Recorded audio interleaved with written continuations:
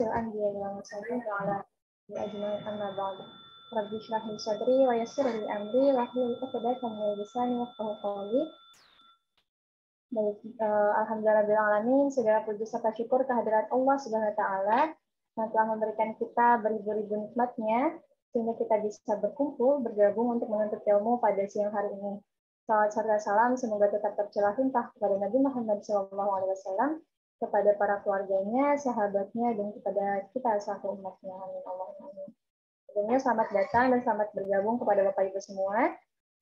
Insya Allah selama 2 jam ke depan kita akan sama-sama belajar tentang sosok perempuan yang sangat menginspirasi bersama Teh Neneng Kurnia dan Ustaz Agastya Al-Harjunadi.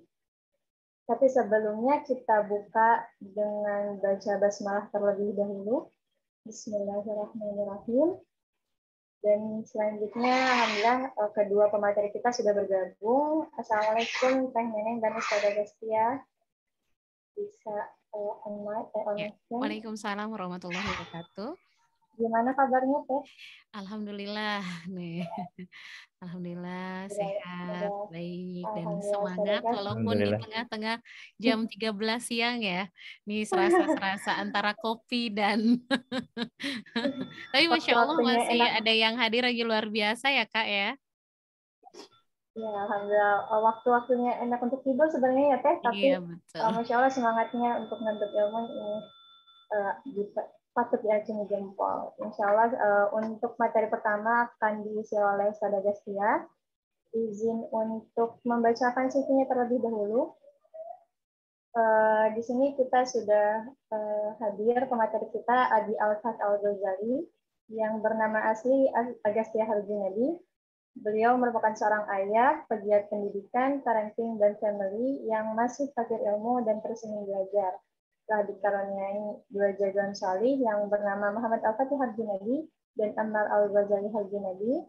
Kemudian menyelesaikan Magister Pendidikan Agama Islam di Universitas Ibnu Khaldun Bogor. Dan sejak 2013 aktif di berbagai komunitas pemberdayaan termasuk organisasi masyarakat. Tahun 2017 ia mendirikan Yayasan Fisik Peradaban Madani yang di dalamnya aktif beberapa unit program pendidikan dan pembinaan. 2 di antaranya adalah Fisik Keluarga yang merupakan wadah menyiapkan pernikahan menjadi keluarga samawa, dan Beliau Umi yang fokus pada pemberdayaan perempuan dan parenting.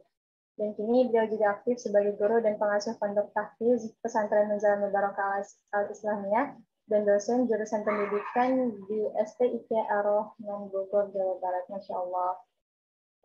Ya, begitu kurang lebih pemateri kita yang pertama, dan yang akan menjelaskan tentang sosok wanita yang sangat menginspirasi ya, yang pada masa yang hidup di masa Nabi Musa. Sudah siap, Ustaz? Baik, bismillah. Enggak, boleh langsung dimulai untuk mempersingkat.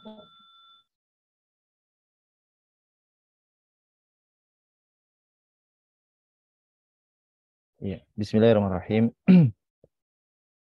Assalamualaikum warahmatullahi wabarakatuh. Waalaikumsalam. Alhamdulillah alladzi bi ni'matihi tatimmus shalihah. Subhanaka la ilma lana illa ma 'allamtana innaka antal alimul hakim. Subhanaka la ilma lana illa ma 'allamtana innaka antal alimul hakim. Subhanaka la ilma lana illa ma 'allamtana innaka antal alimul hakim. Rabbi zidni ilma. Allahumma shalli ala sayyidina Muhammad wa ala ali sayyidina Muhammad. Baik, semuanya gimana kabar di sini? Sehat ya? Suara saya kedengeran ya? Mohon maaf nih karena rada-rada radang. Jadi kalau agak kerasin agak serak terus kemudian batuk. Jadi tapi semoga kedengaran ya. Terdengar. Baik, bismillah. Ya, jadi sebagaimana yang sudah disampaikan oleh Mbak Hikmah tadi ya, tentang judul yang kita akan coba belajar bersama, yaitu tentang teladan perempuan mulia. yaitu Asiyah binti Muzahim. Nah, slide-nya kelihatan? Ya, landasan dari kenapa kita menjadikan Asiyah sebagai teladan ini adalah hadis Rasulullah SAW, ya, riwayat dari Imam Ahmad, ya, yakni beliau bersabda, hasbuk minan nisa'il alamin arba. Ada cukupkan, ya, istilahnya beliau bersabda ini untuk umatnya dan terkhusus untuk para perempuan nih, seluruh alam semesta. Artinya perempuan ini maksud dari Nabi Muhammad tentunya adalah dari zaman awal wanita itu diciptakan, yakni ketika peradaban manusia yang pertama, yaitu Hawa, sampai nanti peradaban akhir-akhir zaman di mana letak zaman terjadinya kiamat. Nah, itu namanya al-alamin, itu seperti itu, ya. Jadi mencakup semuanya. Nah, itu ada 4 nih, gitu. Ada 4 wanita yang kemudian harus kita fokus konsentrasi mencari tahu dan berteladan di dalam pribadi dia, gitu, ya. Yang pertama, ya, sebaik-baik wanita di alam semesta ini adalah Maryam binti Imran. Nah, nanti kita akan bahas di pertemuan-pertemuan yang berikutnya, ya. Yang kita kemarin melihat membahas ini, yaitu sosok yang kedua, yakni Asiyah binti Muzahim, istri Fir'aun, karena juga berkaitan dengan relevansi kondisi saat ini, ya, berdasarkan teman-teman yang sudah baca di broadcast-nya. Kemudian yang ketiga adalah Khadijah, dan kemudian yang terakhir adalah Fatimah bintu Muhammad Sallallahu Alaihi Wasallam. Nah, ini adalah 4 sosok yang mana memiliki satu kesamaan semuanya, ini wanita tentunya mukminah, ya, tapi ada perbedaan kisah. Nah, di sini yang kemudian menarik untuk kita gali. Kenapa sih, kok bisa sih, gitu, ya? Sebagaimana Nabi dan Rasul, ya, teman-teman mungkin tahu ada Nabi dan Rasul yang dijuluki sebagai ulul azmi. Di antara semua Nabi yang pernah diutus oleh Allah Subhanahu Wa Taala, ada berapa, teman-teman? Ada 25 Nabi dan Rasul. Itu yang mungkin pelajaran kita, ya. Tapi sebenarnya aslinya itu adalah ada sekitar 124.000, di riwayat lain disebutkan ada 130.000 Nabi dan Rasul yang pernah diutus. Nah, dan semua itu, ya, dirangkum, diringkas menjadi 25 Rasul atau Nabi dan Rasul yang wajib diketahui oleh kita sebagai orang beriman, dan diringkas lagi menjadi ada 5 Nabi ulul azmi.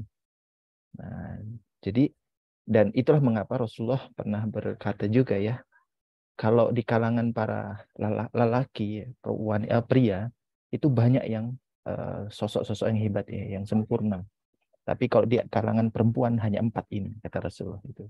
Makanya terus lahir adanya hadis ini, ya.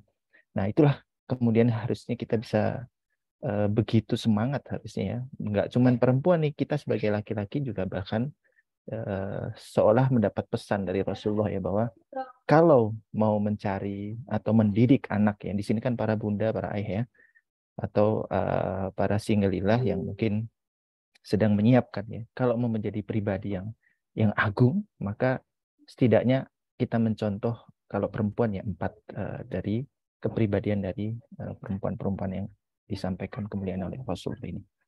Nah, baik, lanjut dulu. Jadi Asiyah binti Muzahim ini sebenarnya kalau dari sisi ayat kita bisa membacanya secara berurutan itu di Quran surat Al-Qasas, ya. Nah, di sini kita bisa lihat kisahnya secara berurutan, ya. Tapi saya akan bahas dari kisah-kisah yang dielaborasi dengan apa, ya, dari ulama tarikh itu ada yang menyebutkan dari Israiliyat juga, ya. Ada juga dari beberapa pakar sejarah, gitu, ya. Nah, jadi Asia ini secara sederhana adalah simbol ketabahan dan kesabaran. Nah, tentu kita akan menggali kok bisa sih disebut dengan tabah dan sabar itu, gitu, ya. Ya, keteguhan hatinya. Kemudian Asia juga menjadi simbol kemuliaan. Kenapa? Karena dalam kacamata manusia, kemuliaan kita itu kan kadang-kadang, ya, dinilai dengan materi, ya. Contoh misalkan kita anak pejabat ya kan, atau istrinya pejabat. Kita, maksudnya para perempuan ya, bukan saya. Nah, terus kemudian memiliki harta, ya kan, harta yang melimpah. Nah, Asia ini punya semua status sosial tertinggi ya, istri dari presiden waktu itu, penguasa dunia. Mesir waktu itu menjadi negara adidaya tentunya. Kemudian harta nggak kurang. Siapa yang tidak punya apa ya? Siapa yang tidak menyangka, bukan tidak menyangka, maksudnya siapa yang meragukan kekuasaan atau keberlimpahan harta yang dimiliki oleh Firaun, dan itu juga otomatis menjadi apa ya, Asia mendapatkan hal itu, pelayanannya, maksudnya benefitnya gitu ya. Bahkan disebutkan dalam salah satu cerita, Asia itu memiliki ratusan pengawal atau dayang-dayang yang bisa melayani mungkin semua keperluan hidupnya gitu. Jadi benar-benar service excellence istilahnya begitu ya. Bahkan kenyamanan hidup di rumah yang istana gitu. Satu sosial, nasabnya pun tidak kalah penting ya. Asia itu secara nasab diriwayatkan tuh ada yang menyebutkan, ini perbedaan versi ya. Ada yang nasabnya seorang hakim yang mulia di kita ketika itu.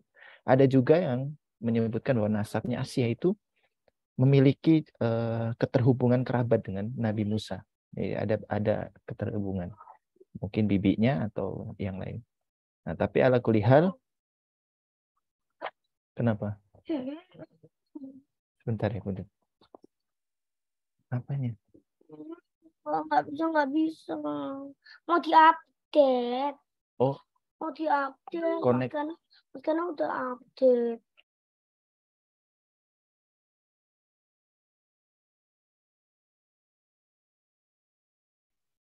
Baik, sambil menunggu, barangkali ada yang ingin ditanyakan, nanti bisa langsung tulis di kolom chat ya, Ayah Ibu, atau nanti bisa raise hand di sesi tanya jawab di akhir nanti.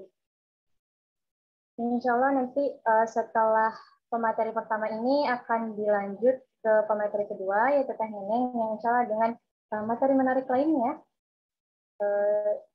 setelah pemateri pertama ini sudah bergabung. Sambil menunggu, Masya Allah ya, dari awal aja nih, Asia binti Mujahid ini merupakan sosok yang lengkap istilahnya. Kalau misalkan ada kan anjuran Nabi itu untuk menikahi pasangan itu dilihat dari 4 kriteria mungkin. Nah, Asia ini kayaknya sepertinya punya keempatnya gitu ya. Hartanya, kemudian kecantikannya, nasabnya, dan agamanya, Masya Allah sangat baik sekali, yang sangat pantas sekali untuk dijadikan teladan, untuk dijadikan inspirasi bagi para perempuan saat ini. Oke, apakah sudah bisa bergabung? Jelas.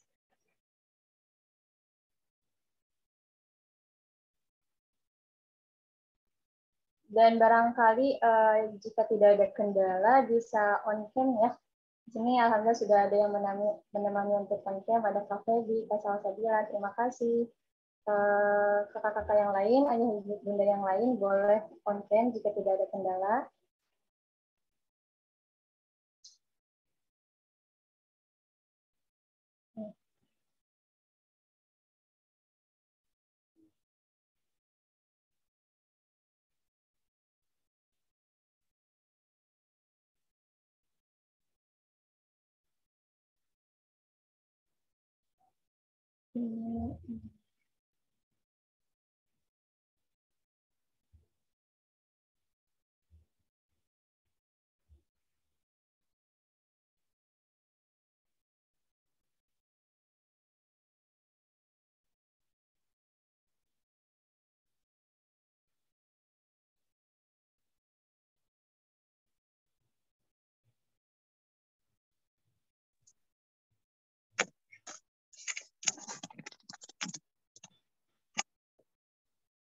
Tuh, gelap ini.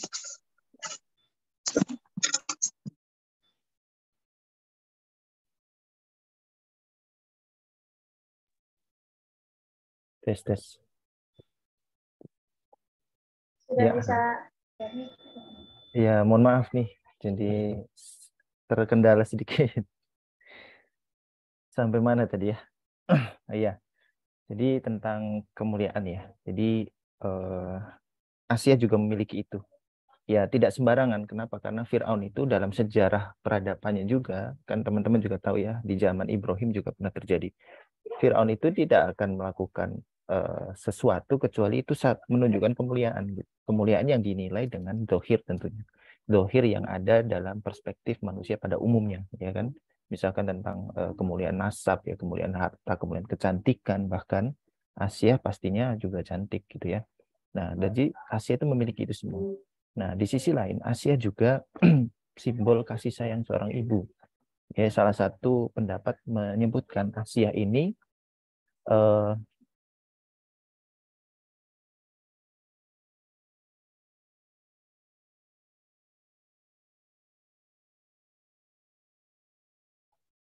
ya, jadi pada salah satu pendapat tuh menyebutkan bahwa Asia ini dia adalah istri kedua dari Fir'aun. Maksudnya adalah mohon maaf, bukan istri kedua ya.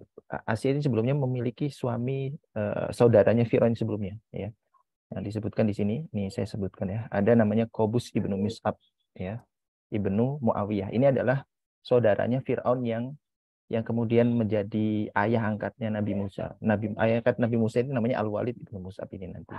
Jadi Asia itu sudah pernah menikah dan punya anak. Ini versi pertama ya.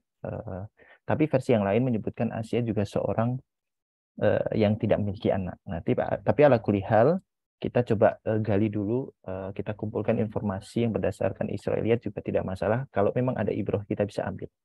Nah, jadi Fir'aun ini kan julukan ya. Kalau di Indonesia itu seperti misalkan presiden gitu ya, atau kalau di Jawa itu ada namanya Hamengkubuwono 1, 2, 3 gitu. Nah, di situ Fir'aun ini dijulukan sebagai raja di sana. Nah, Qobus ibnu Mus'ab ibnu Muawiyah ini suami pertama dari Asia yang sudah memiliki anak ya beberapa, terus kemudian setelah meninggal digantikanlah saudaranya namanya Al-Walid ibnu Mus'ab. Nah, ini menjadi suami Aisyah yang kedua ya berikutnya, atau Fir'aun yang disebut dengan nantinya memiliki kebijakan yang zolim tentunya, yaitu tentang penentuan pembunuhan anak-anak laki-laki karena mimpinya itu.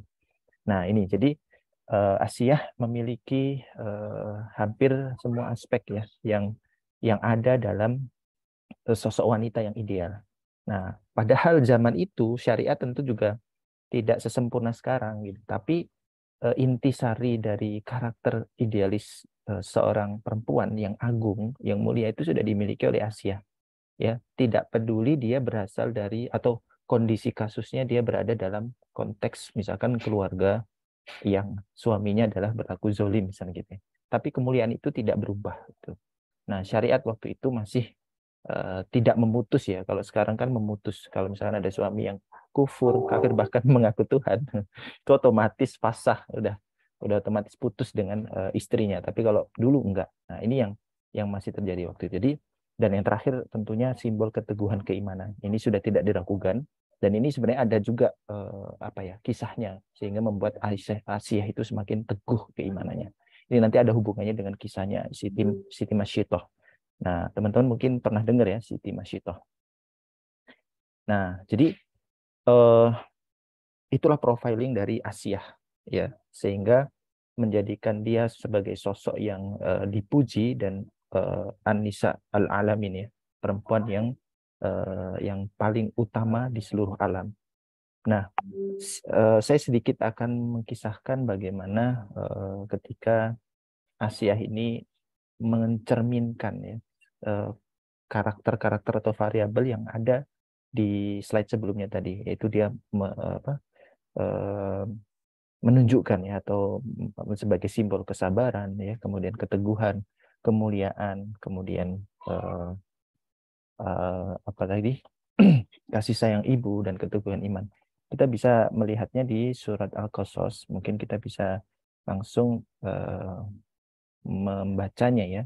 A'udzubillahi minasyaitonirrajim. Bismillahirrahmanirrahim. Langsung terjemahan ya biar kita singkat.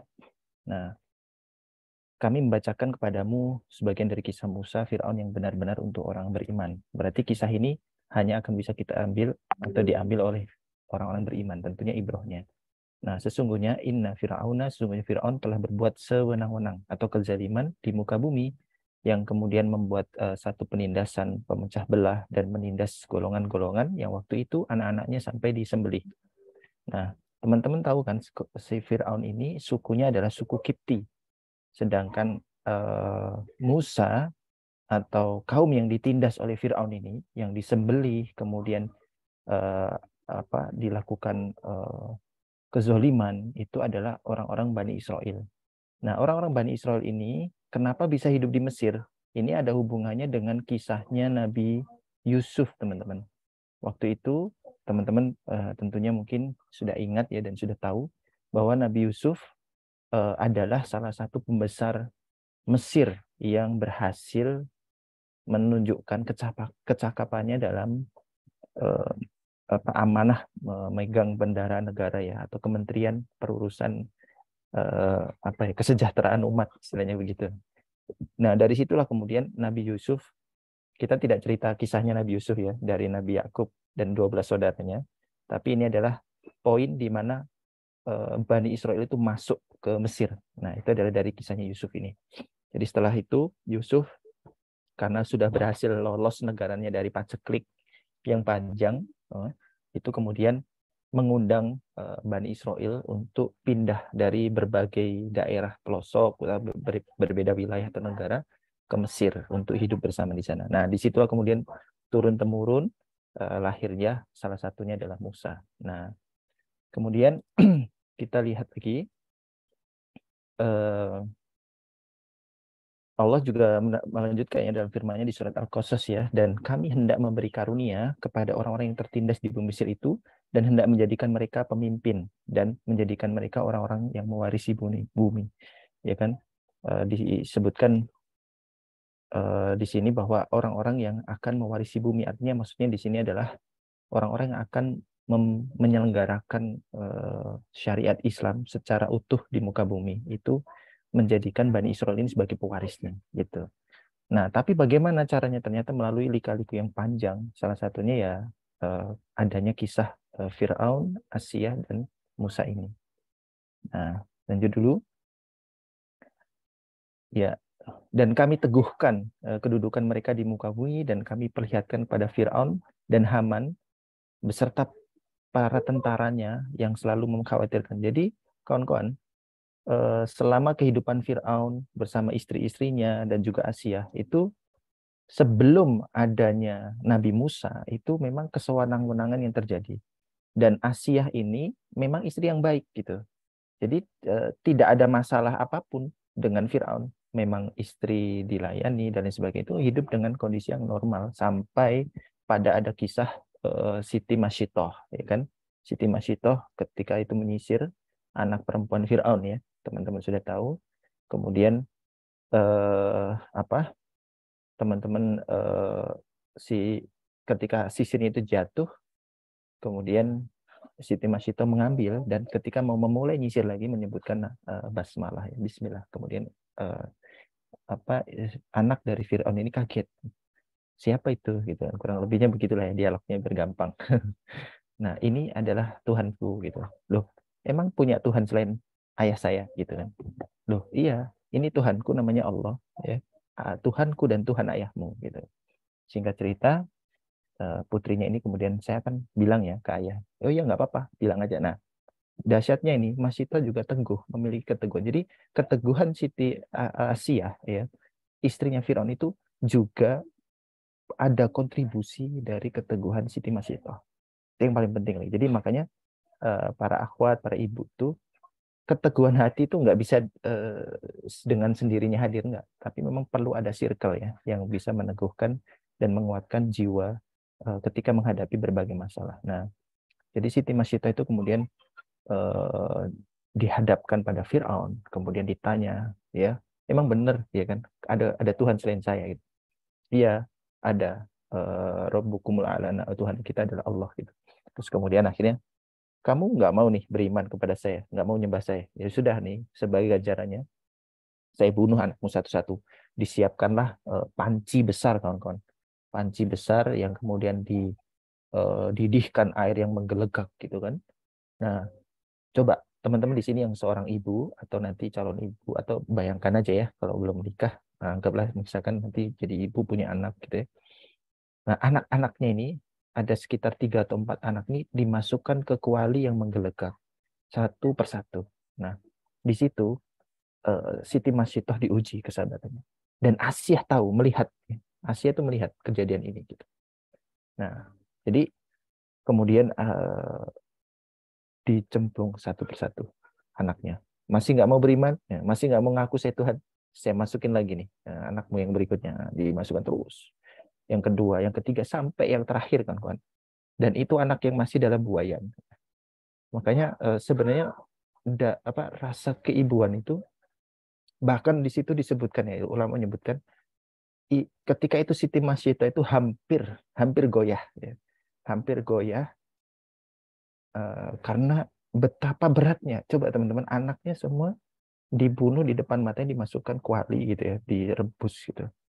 Nah, terus kemudian ketika itu bayinya sudah mau direbut ya, sudah mau direbut, terus tetap digendong, dibekap gitu kan. Dia sempat gundah ya, sempat ragu.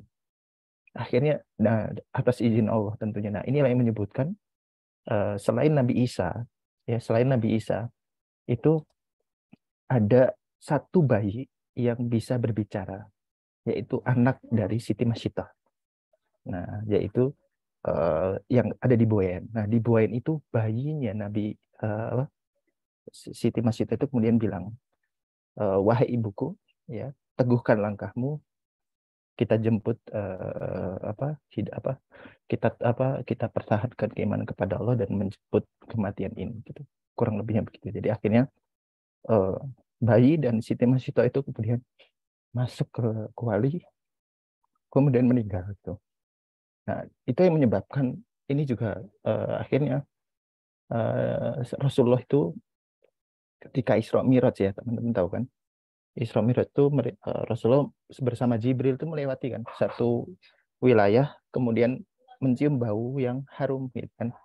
Nah, dari situ kemudian Rasulullah bertanya, wahai Jibril, ini bau apa nih? Wanginya sangat sangat harum gitu kan.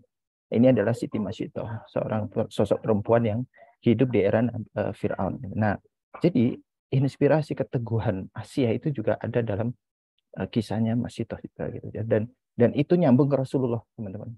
Nyambung ke Rasulullah, disebutkan dalam hadisnya, dalam riwayat ketika Siti Masyidah itu ketika Rasulullah itu Isra Mi'raj ya. Nah, jadi dari situ ya, kemudian Asia itu namanya dia punya keterikatan ini ya, mungkin rasa ibu. Kemudian dalam riwayat yang disebutkan ya, ulama menyebutkan bahwa di zamannya Fir'aun itu memang ada orang-orang yang sudah beriman, tapi dalam keadaan sembunyi-sembunyi gitu. Jadi nggak mau jujur gitu. Nah, singkat cerita begitu. Itu adalah salah satu yang saya ingin menunjukkan bahwa Asia itu memiliki rasa keibuan yang tinggi gitu. Walaupun dia bukan putri, istri.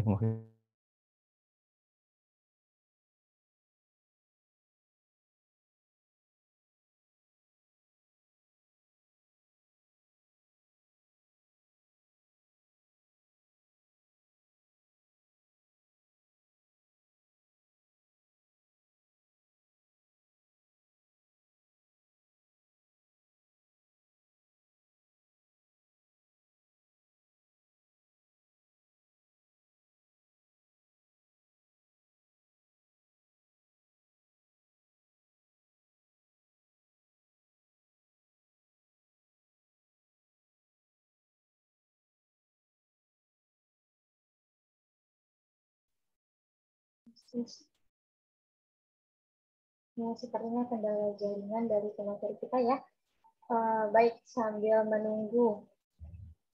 Barangkali sudah ada yang ingin ditanyakan, bisa mulai ditanyakan dari sekarang ya, khawatir lupa, bisa bertanya lewat kolom chat atau nanti bisa raise hand ketika sesi tanya jawab berlangsung. Iya, mohon maaf. Kayaknya sinyal ya. Sudah. Ya. Ampura nih, dan ya. Kayaknya tadi Alfat juga nangis tuh karena problem sinyal itu. Dia lagi buka game, jadi sinyalnya rada masalah. Punten sebentar. Ya, sudah bisa ya, sudah aman.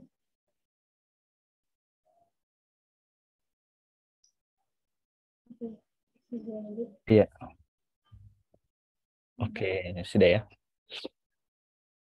Nah, kita lanjut lagi. Bismillah. Ya, kemudian di dalam surat Al-Qasas ya, dilanjutkan dari surat ayat ke-7 ya. Disebut bahwa wa auhayna ila ummi Musa an ardi'i ya. Dan kami ilhamkan pada ibunya Musa, susuilah dia, dan apabila kamu khawatir terhadap terhadap Musa ini, karena waktu itu di tahun terjadinya pembunuhan. Kenapa ada pembunuhan? Karena Fir'aun mengalami mimpi, dan mimpi itu kenapa? Iya, habis ini. Oke, 10 menit. 15-20. Oke, dan mimpi itu ternyata nggak cuma sekali, kawan-kawan. Jadi makanya ini juga ibroh ya. Ketika kita sebagai orang yang mungkin berusaha untuk selalu beriman, meningkatkan iman kita, kalau kita mengalami mimpi yang baik, tentunya ru'yatus sholihah, dan itu berulang sampai 3 kali 4 kali, itu barangkali ada tanda sesuatu. Makanya kita perlu nanya nih ke orang yang alim atau ulama untuk mentakwil mimpi. Karena apa? Salah satu isyarat orang-orang, bahkan kabar kenabian ya, wahyu, yang kan wahyu udah nggak ada nih, Quran udah habis, maksudnya udah habis itu udah selesai di Nabi Muhammad dan sudah lengkap gitu ya.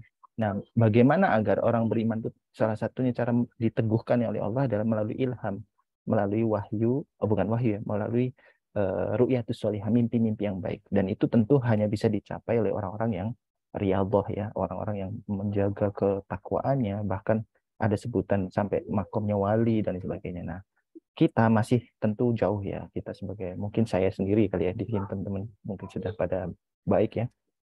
Kita perlu mengasah ketajaman batin itu sehingga Allah memberikan ilham dari berbagai tanda, salah satunya bisa dari mimpi. Nah, Fir'aun ini kembali lagi mimpi memang, dan beberapa kali sampai kemudian akhirnya curhat kepada para pembesar di situ, termasuk dukunnya mungkin ya, penasihat spiritual Fir'aun, dan para menterinya. Ini aku mimpi begini nih, bahwa akan ada seorang laki-laki yang akan ya membakar atau menghancurkan kerajaan kita nih gitu.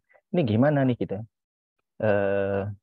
Kemudian ya udah kalau gitu, nasihatnya kan, kita habisi semua aja laki-laki yang lahir setelah terjadinya mimpi ini.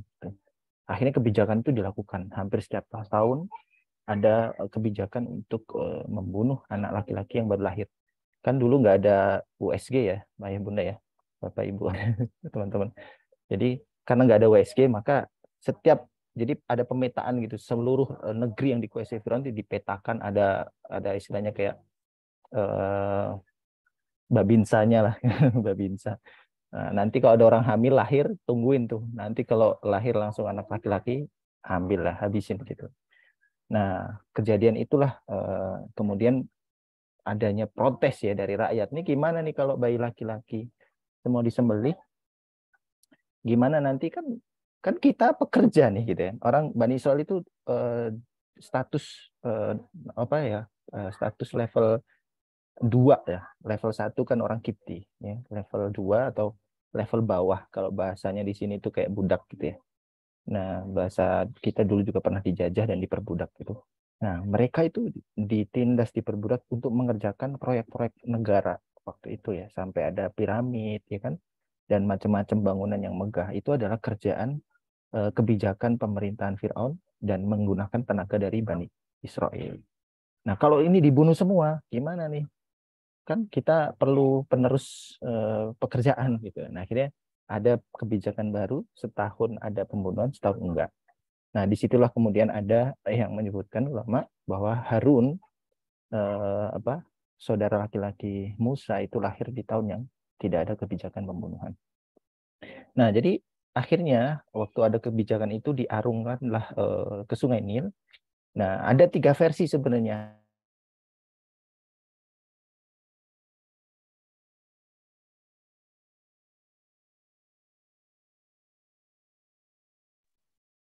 Sepertinya kendala sinyal lagi ya.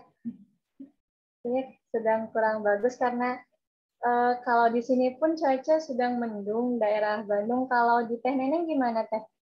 Daerah Jakarta ya? Alhamdulillah di Teteh dalam kondisi cerah sih sampai sore ini siang ya, siang menuju sore alhamdulillah dalam kondisi cerah.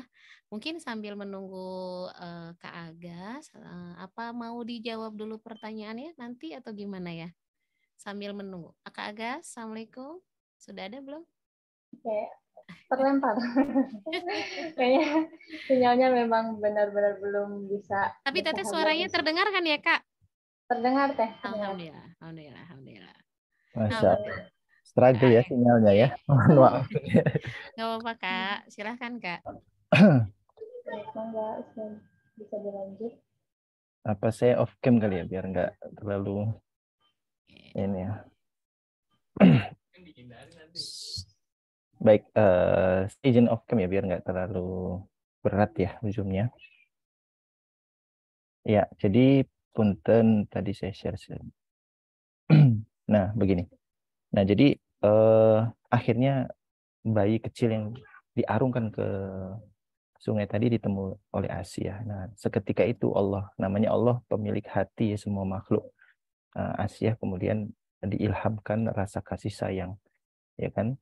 Kemudian berdialoglah antara sang suami dan istri ini gitu. Nah, antara istri suaminya Firaun dan Asia sebagai istri. Nah, jadi qalatil imra'atu Firaun qurratu ain. Jadi ketika itu setelah ada perdebatan sedikit, maka Firaun kemudian intinya mau membunuh, ya kan? Karena apa? Karena ciri-cirinya bayinya ini itu namanya Firaun kan pinter ya teman-teman. Firaun itu dia pasti ya namanya raja presiden, punya kecerdasan intelektual yang luar biasa. Dia tahu nih ini kan tahun kebijakan pembunuhan, ya kan? Kemudian ini kok ada bayi yang mengalir di sini, pasti ini adalah Bani Israel. Dilihat-lihat tanda-tanda fisiknya juga ternyata menunjukkan ini ciri khasnya Bani Israel gitu. Akhirnya mau dibunuh. Nah, pas mau dibunuh itu kemudian Asia bilang qurratu aini lil walak, ya. Barangkali ini bisa menjadi qurratain atau qurrata ayun, misalnya penyejuk kita ya, hati kita, penyejuk mata kita.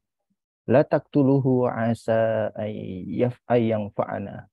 Ya, jangan kau bunuh Firaun, maksudnya engkau, enggak cuma engkau ya, tapi juga para pasukanmu, jangan kau lakukan pembunuhan terhadap bayi ini. Kenapa? Karena bisa jadi teman-teman Firaun nggak bunuh, bisa jadi, tapi dia bisa nyuruh kan pasukannya untuk menyelinap dan kemudian bisa. Nah, dialog ini menyebutkan bahwa Asia itu menyebutkan secara lengkap bahwa la taqtuluhu, jangan kau bunuh Musa, ya, nggak cuman kamu tapi juga pasukan-pasukanmu, para pengikutmu. Mudah-mudahan ya katanya Asia, mudah-mudahan ia bermanfaat kepada kita, atau ya kan kita angkat ya sebagai anak.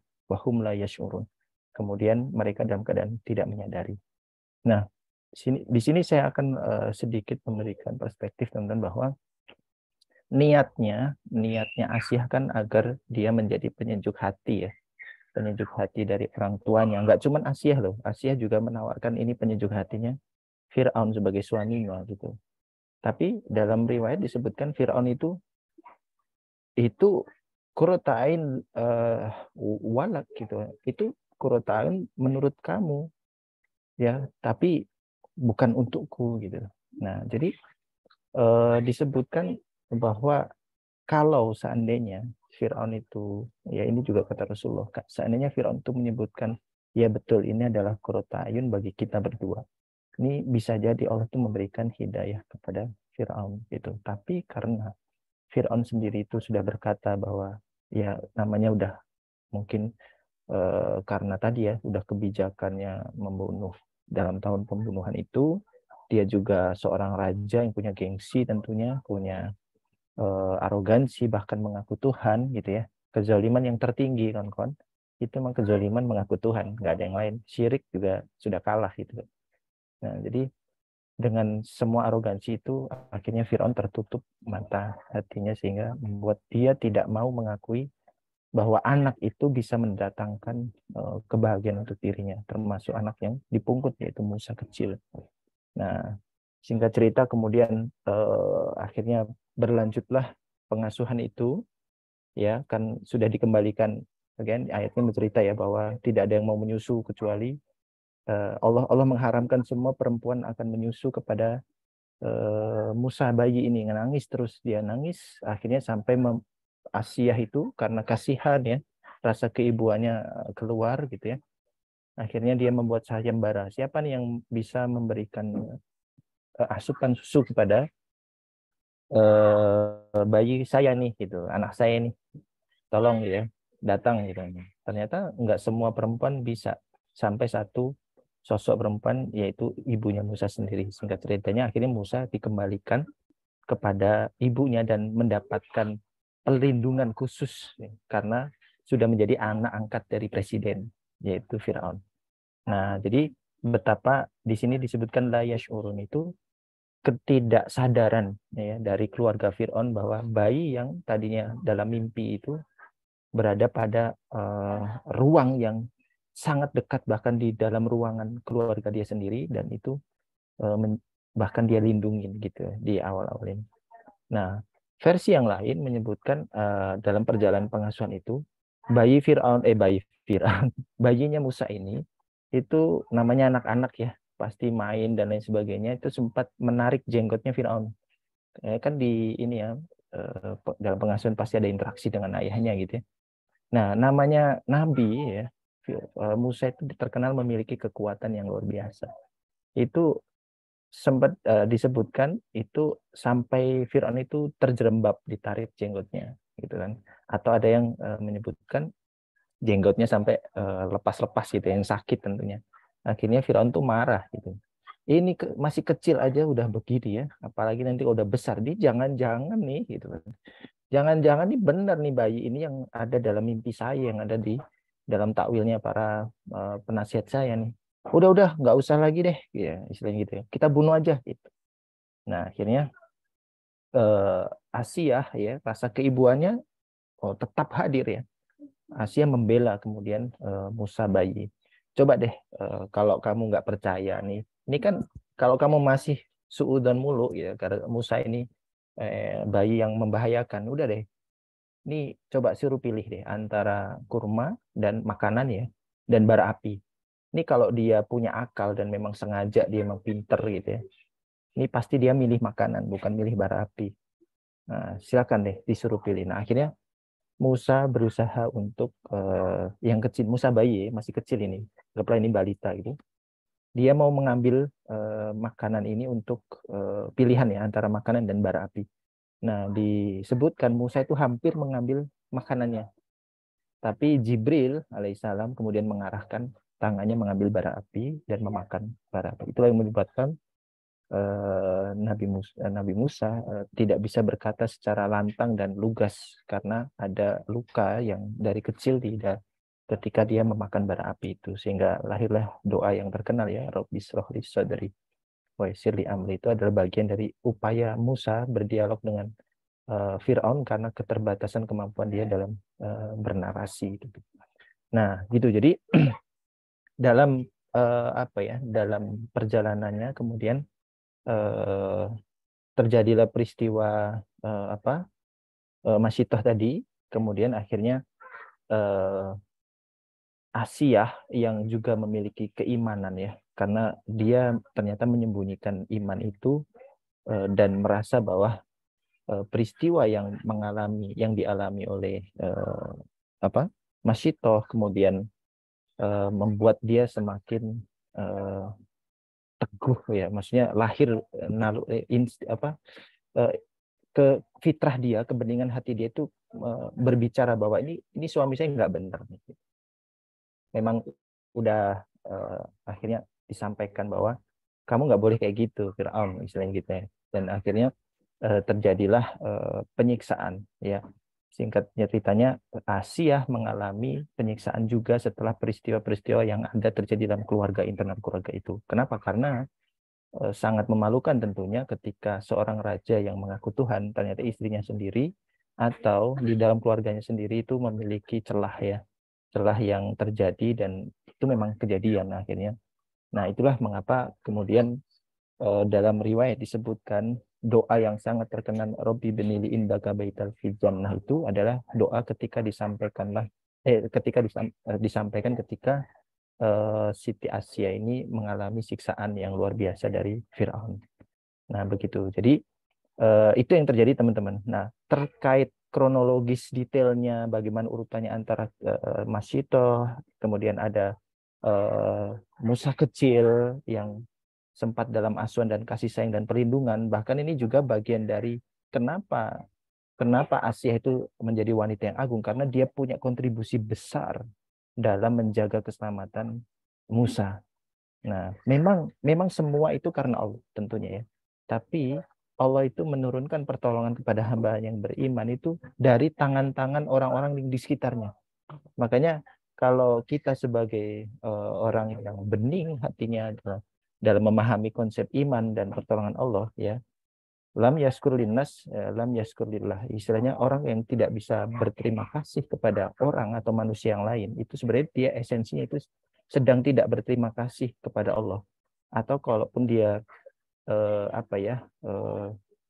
memahami pertolongan Allah itu hanya pokoknya semua karena Allah. Kemudian dia merasa tidak ada manusia yang punya kontribusi kebaikan pada dirinya, itu hal yang salah. Nah, itulah membuat Asia itu mulai memiliki kemuliaan yang tinggi di sisi Allah dan menjadi wanita yang diteladankan ya kepada seluruh umat, karena dia punya kontribusi yang besar tentang ketabahan, keteguhan, keimanan, kemudian sebagai seorang ibu, dan pilihan dia untuk tetap beriman walaupun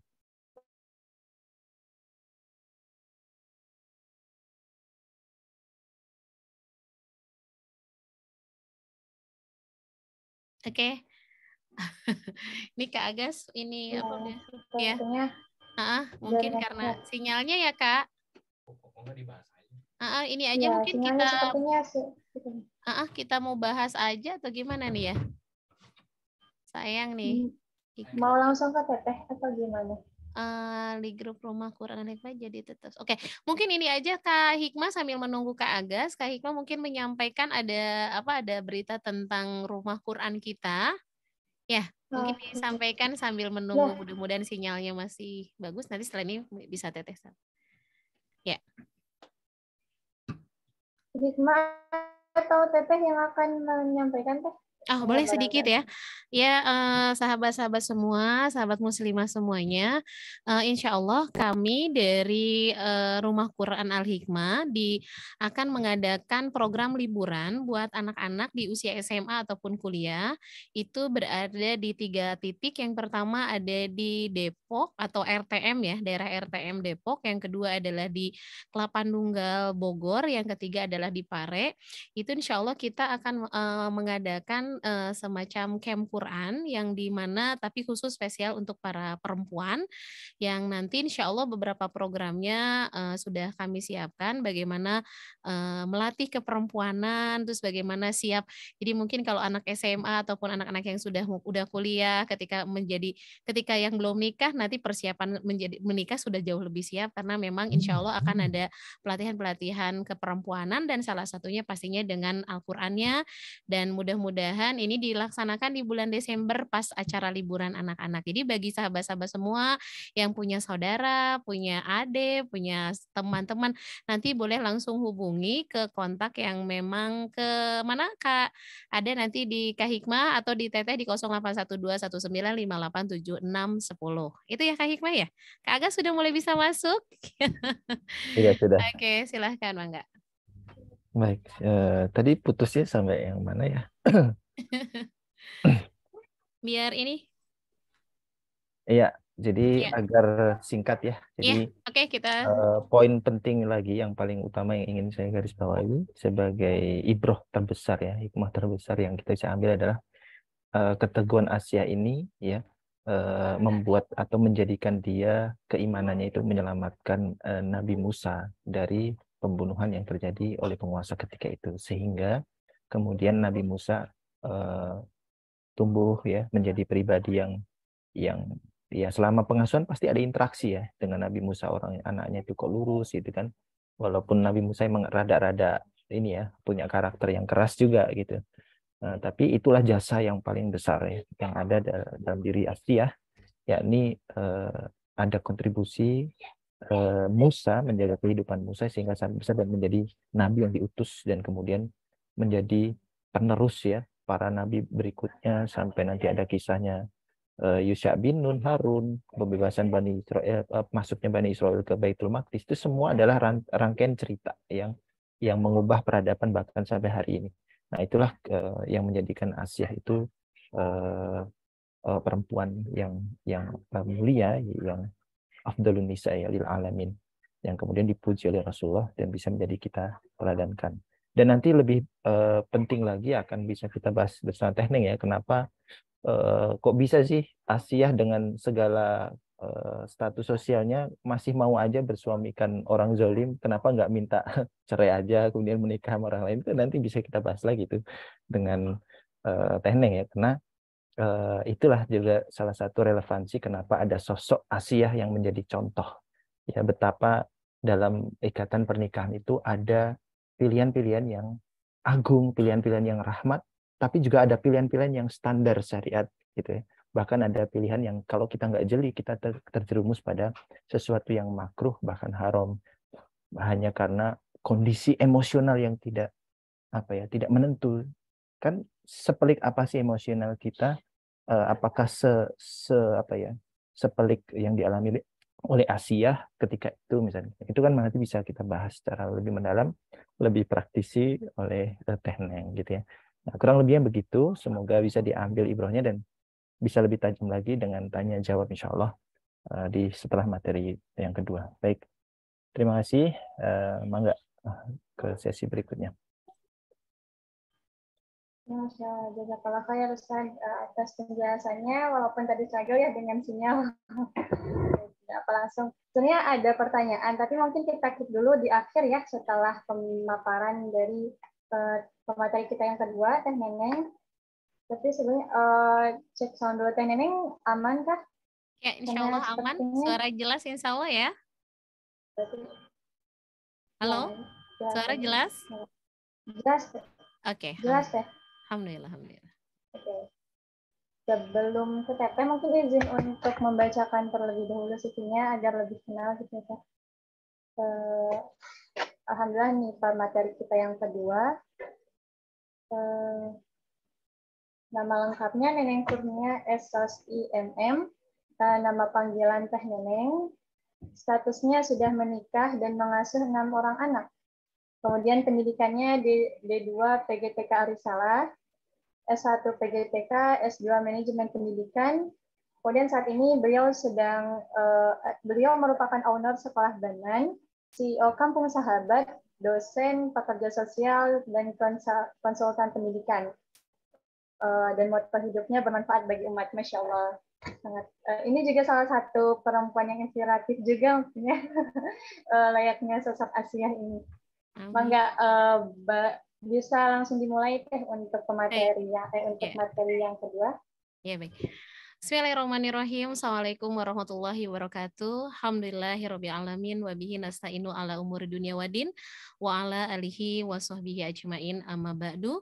Robbi sholli sodri wa yassirli amri wahlul 'uqdatam min lisani yafqahu qouli. Terima kasih Kak Hikmah yang sudah menemani kami, Kak Agas dan Teteh dari siang hari, dan salam hormat kepada sahabat-sahabat semua yang hari ini dalam kondisi siang yang mungkin jam istirahat tapi masih menyempatkan untuk belajar. Mudah-mudahan apa yang nanti yang sudah disampaikan kami berdua bisa memberikan manfaat ya, terutama buat Teteh pengingat. Dan insya Allah, tapi sebelum Teteh membahas, Teteh pengen tanya dulu nih, menurut sahabat-sahabat semua nih, perlu nggak sih, nih buat para perempuan mungkin ya, atau mungkin para laki juga boleh, perlu nggak sih kita punya pasangan yang soleh atau soleha? Nah, kalau kita perempuan, perlu nggak sih kita, apakah haruskah, pentingkah kalau kita punya pasangan yang soleh? Nah, boleh ditulis di kolom chat. Nah, boleh. Oh, perlu dan penting. Wah, perlu banget. Oke, terima kasih. Ya, sudah cukup mewakili ya. Oh, Siti Soleha, Masya Allah.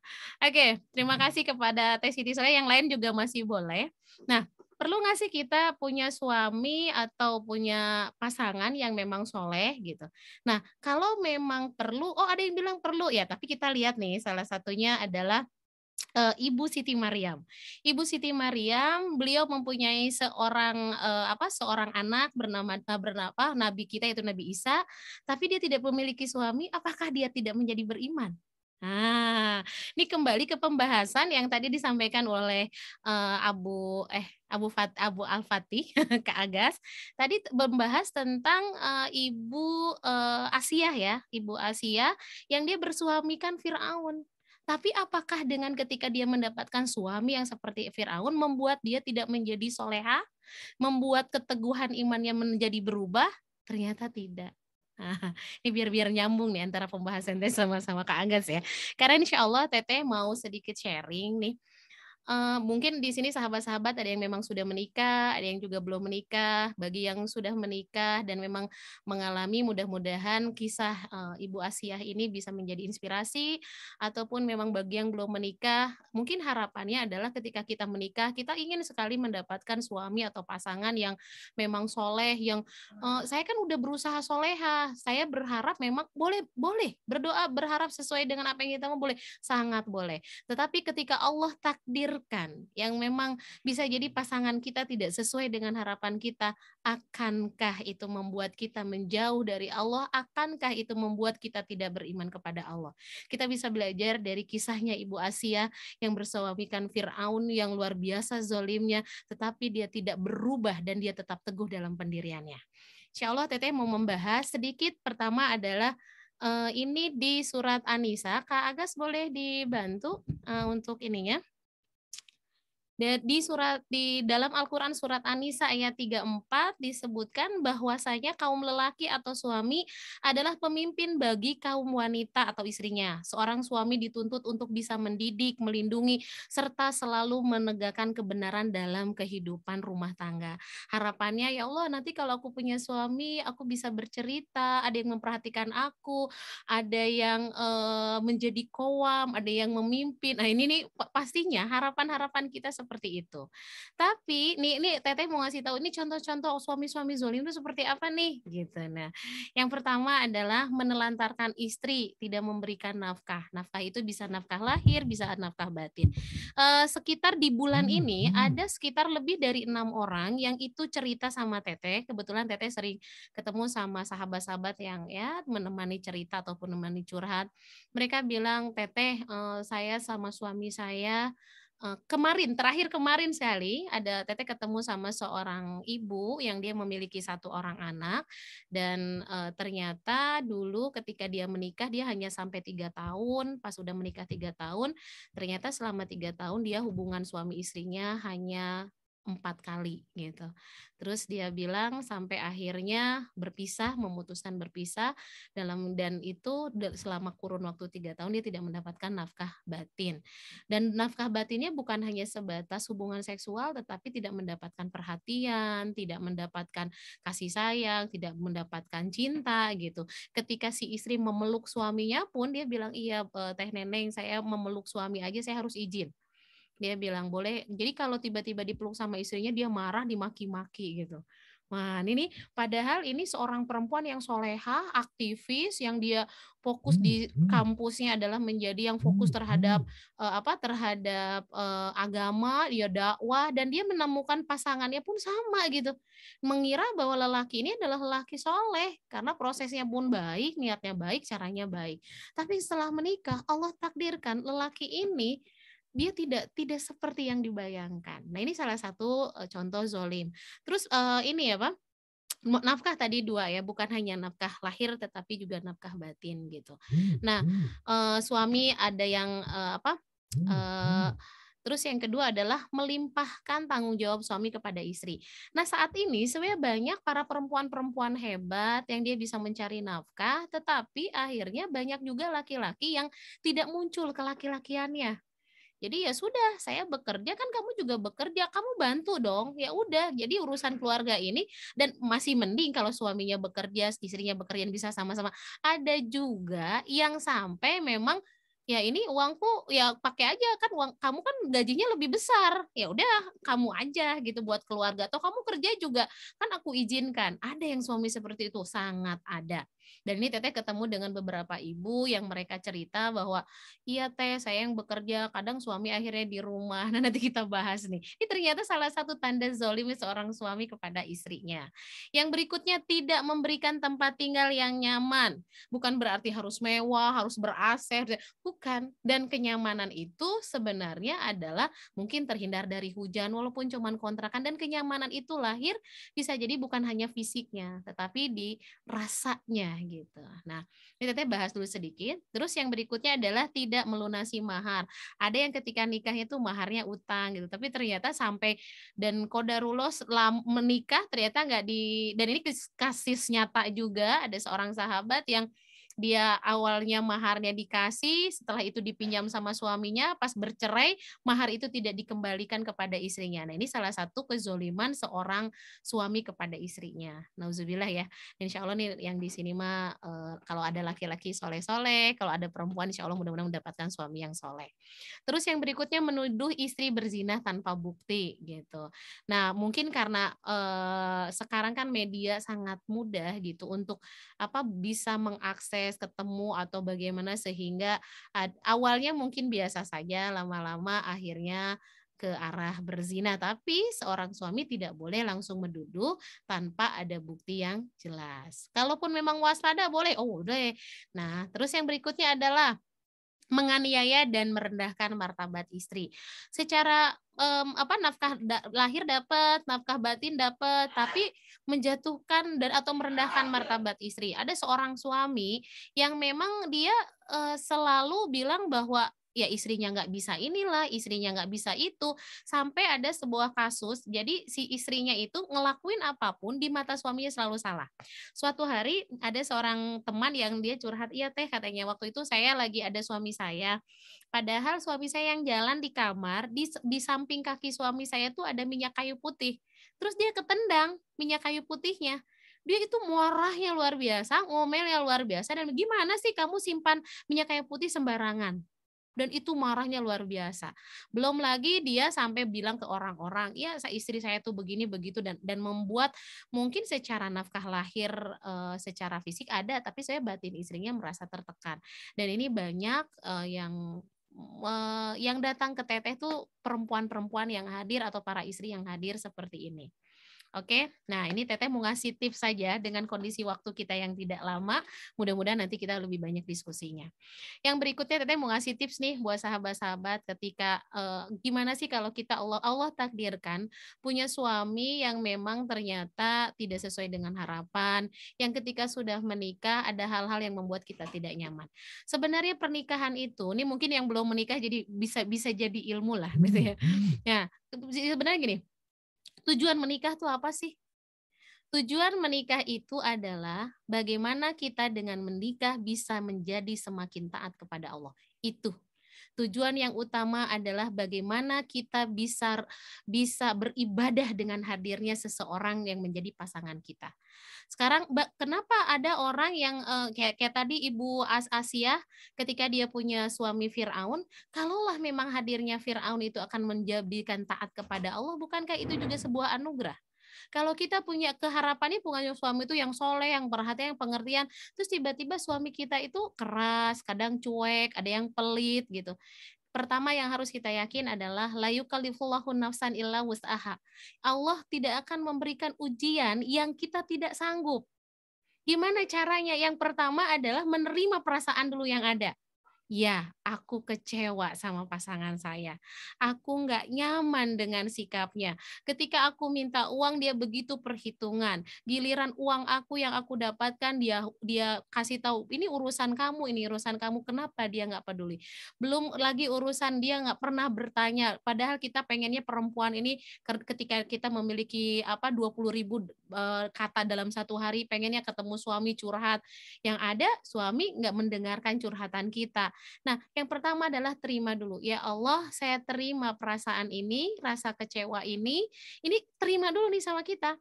Ketika kita mendapatkan itu. Yang kedua adalah ridho atas takdir Allah. Saya caranya baik, niatnya baik, jalannya baik. Ternyata Allah berikan suami yang memang keluar dari ekspektasi yang saya harapkan. Kenapa? Karena dia hadir untuk membuat kita semakin taat kepada Allah. Taatnya di mana nih, Teh? Taatnya adalah ketika kita sabar, bukankah ketika kita mendapatkan sesuatu yang tidak nyaman dari pasangan kita, kita menjadi sabar? Maksudnya apa? Kenapa kita dibilang sabar? Setiap saat kita akan bilang, "Ya Allah, saya kecewa dengan apa yang apa yang dilakukan oleh suami saya." Sehingga ketika itu kita akan bilang sama Allah dan kita akan semakin dekat kepada Allah. Jadi, ketika kita punya pasangan yang tidak baik sekalipun, sebenarnya itu bisa jadi adalah anugerah. Dan kenapa Allah memilih kita? Nah, ini nih.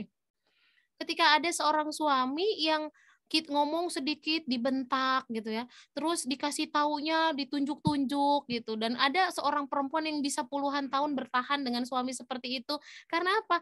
Karena dia yakin, pertama, dari sekian perempuan yang Allah pilih adalah aku.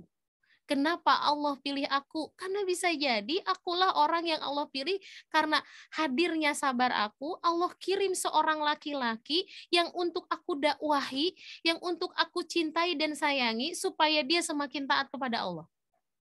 Ini ridho dulu nih teman-teman.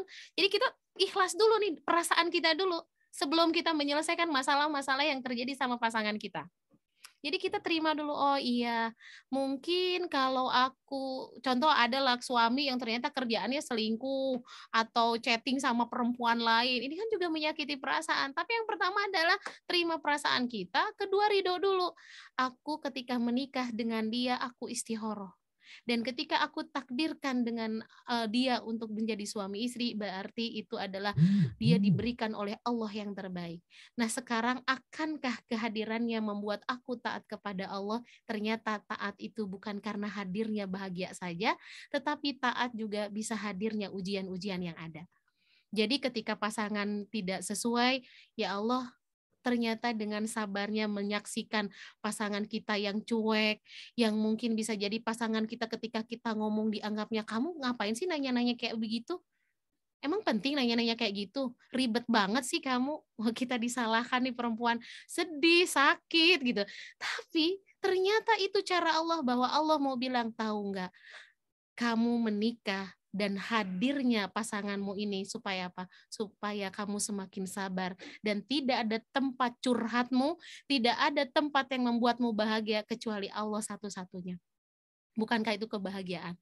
Karena masalah terbesar dalam hidup ini bukan karena kita punya masalah sama pasangan, tapi masalah terbesar dalam hidup ini adalah ketika kita jauh dari Allah. Nih, yang ketiga, berbaik sangka kepada Allah, masih nyangkut sama yang barusan. Oh ya Allah, aku dikasih 1 tahun. Oh ternyata baru 1 tahun menikah, dia tuh orangnya cuek, nggak perhatian, dingin, kayak kanebo kering gitu kan. Kadang gitu. Kita ngerasa, kok ya Allah, padahal kita tuh pengen punya teman curhat. Terus kadang-kadang kita di rumah sebagai perempuan, lelah, capek dengan pekerjaan gitu. Pengennya, Bo ya ditanya gitu, Bo ya ngerti, kok dia cuek-cuek aja gitu. Padahal kalau kita berbaik sangka kepada Allah, kita akan bilang, Masya Allah, ya Allah, terima kasih kau hadirkan lelaki yang dinginnya luar biasa, lebih dingin dari kulkas. Kalau nggak aku tanya, dia nggak menjawab. Kalau nggak aku ajak ngobrol, dia nggak ngobrol. Ketika aku WA, dia jarang sekali menanyakan apalagi boro-boro aku udah makan atau belum gitu. Tapi mungkin ini cara Allah. Pertama, ini adalah ladang dakwahku. Sebelum aku jauh dakwah kemana-mana, yang aku akan dakwahi adalah pasanganku. Akan aku kasih tahu, jangan-jangan dia tidak, kenapa dia jadi seperti kanebo Kanebo kering karena bisa jadi dulu tidak pernah mendapatkan kehangatan dari kedua orang tuanya. Apa yang aku berikan? Aku akan berikan seluruhnya. Karena siapa? Karena Allah. Kenapa harus karena Allah? Kalau kita tidak karena Allah, maka kita akan merasa, masa aku mulu ngasih kebaikan sama dia, kapan dia ngasih kebaikan? Tetapi kalau kita melakukannya karena Allah, kita tidak peduli apa respon pasangan kita. Kita akan bilang, ya Allah, makasih engkau hadirkan orang yang sedingin ini, yang kadang kalau minta uang perhitungannya minta ampun, yang 50 rupiah saja dia tanyakan, tapi mungkin ini cara Allah membuat aku bahwa aku tidak berharap sama pasanganku, aku berharap hanya kepada Allah Subhanahu wa taala. Jadi berbaik sangka. Sampai apa? Sampai kalaulah memang pasangan kita tidak menzolimi atau tidak menyakiti badan kita. Terus kalau kita menyakiti atau KDRT bagaimana? Boleh nggak sampai berpisah? Boleh. Karena apa? Kita wajib menjaga diri kita. Tapi setelah apa? Setelah banyak hal yang kita lakukan, ya Allah, saya sepertinya kalau dia sebelum mukul saya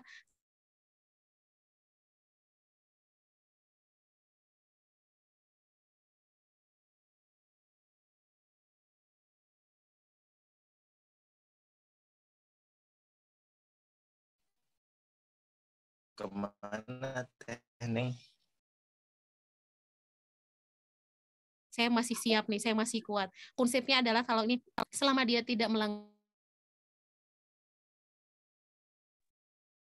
Sepertinya jaringannya terkendala juga gitu ya. Neng, apakah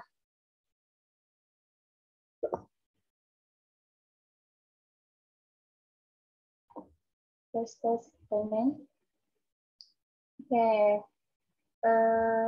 Oke. Ya, betul, ternyata sinyalnya sedang gangguan juga. Memang ini ya, benar perjalanan pada hari ini. Sinyalnya kurang bersahabat, tapi mudah-mudahan yang menyimak semuanya tetap membara, tetap menyimak dengan baik, dan tidak terdistraksi. Neng sudah bisa stabil kah? Tes.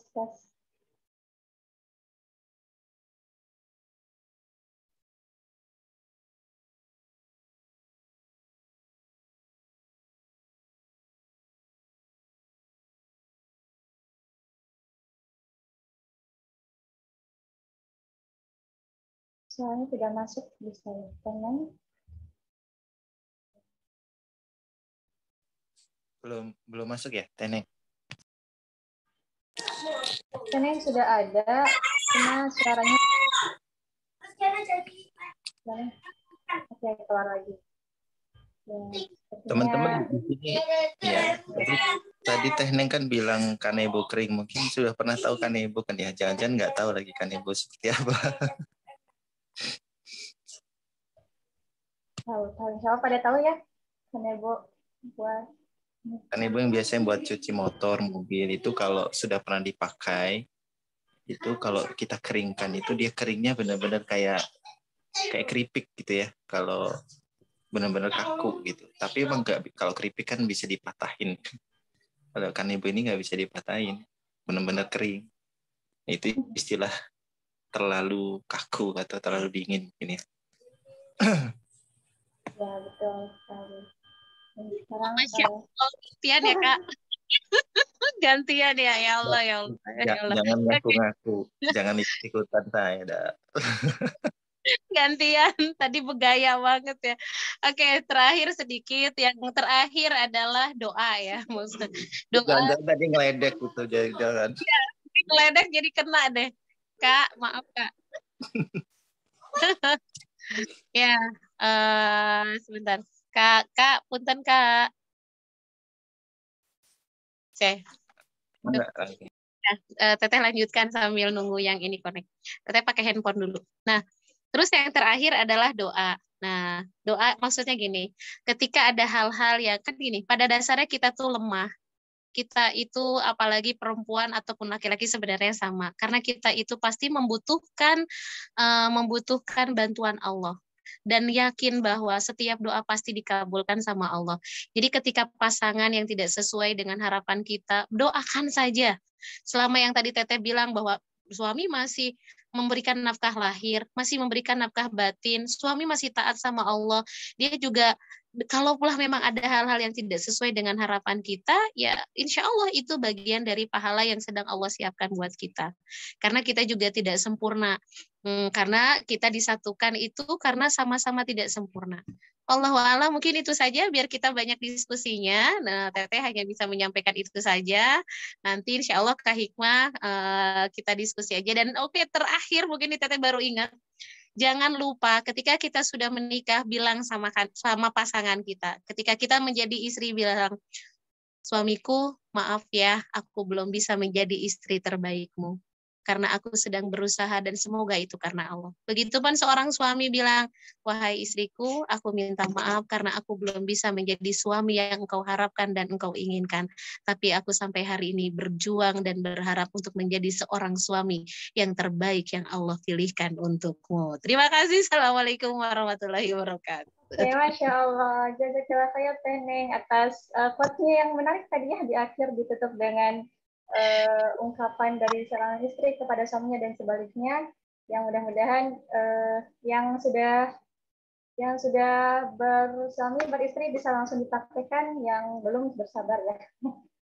Oke. Langsung ke tanya jawab saja mungkin ya Teh. Barangkali dari teman-teman di sini ada yang mau bertanya langsung, bisa langsung raise hand. Tapi sambil menunggu teman-teman, adakah yang mau langsung bertanya? Sambil menunggu, sebelumnya sudah ada yang bertanya nih Teh. Enggak. Silakan. Dari awal, saya izin membacakan. Assalamualaikum Ustaz. Ana Salah Sabda Khairun Nisa dari Riau, Masya Allah. Jauh ya. Dari Riau, Afwan izin tanya. Fir'aun sebelum Fir'aun suaminya Asia, apakah sama kejamnya seperti Fir'aun suami Asia? Mantan suaminya Asia itu apakah sama kejamnya seperti Fir'aun atau bagaimana? Mungkin bisa langsung dijawab. Ustaz Bagas mau langsung dijawab.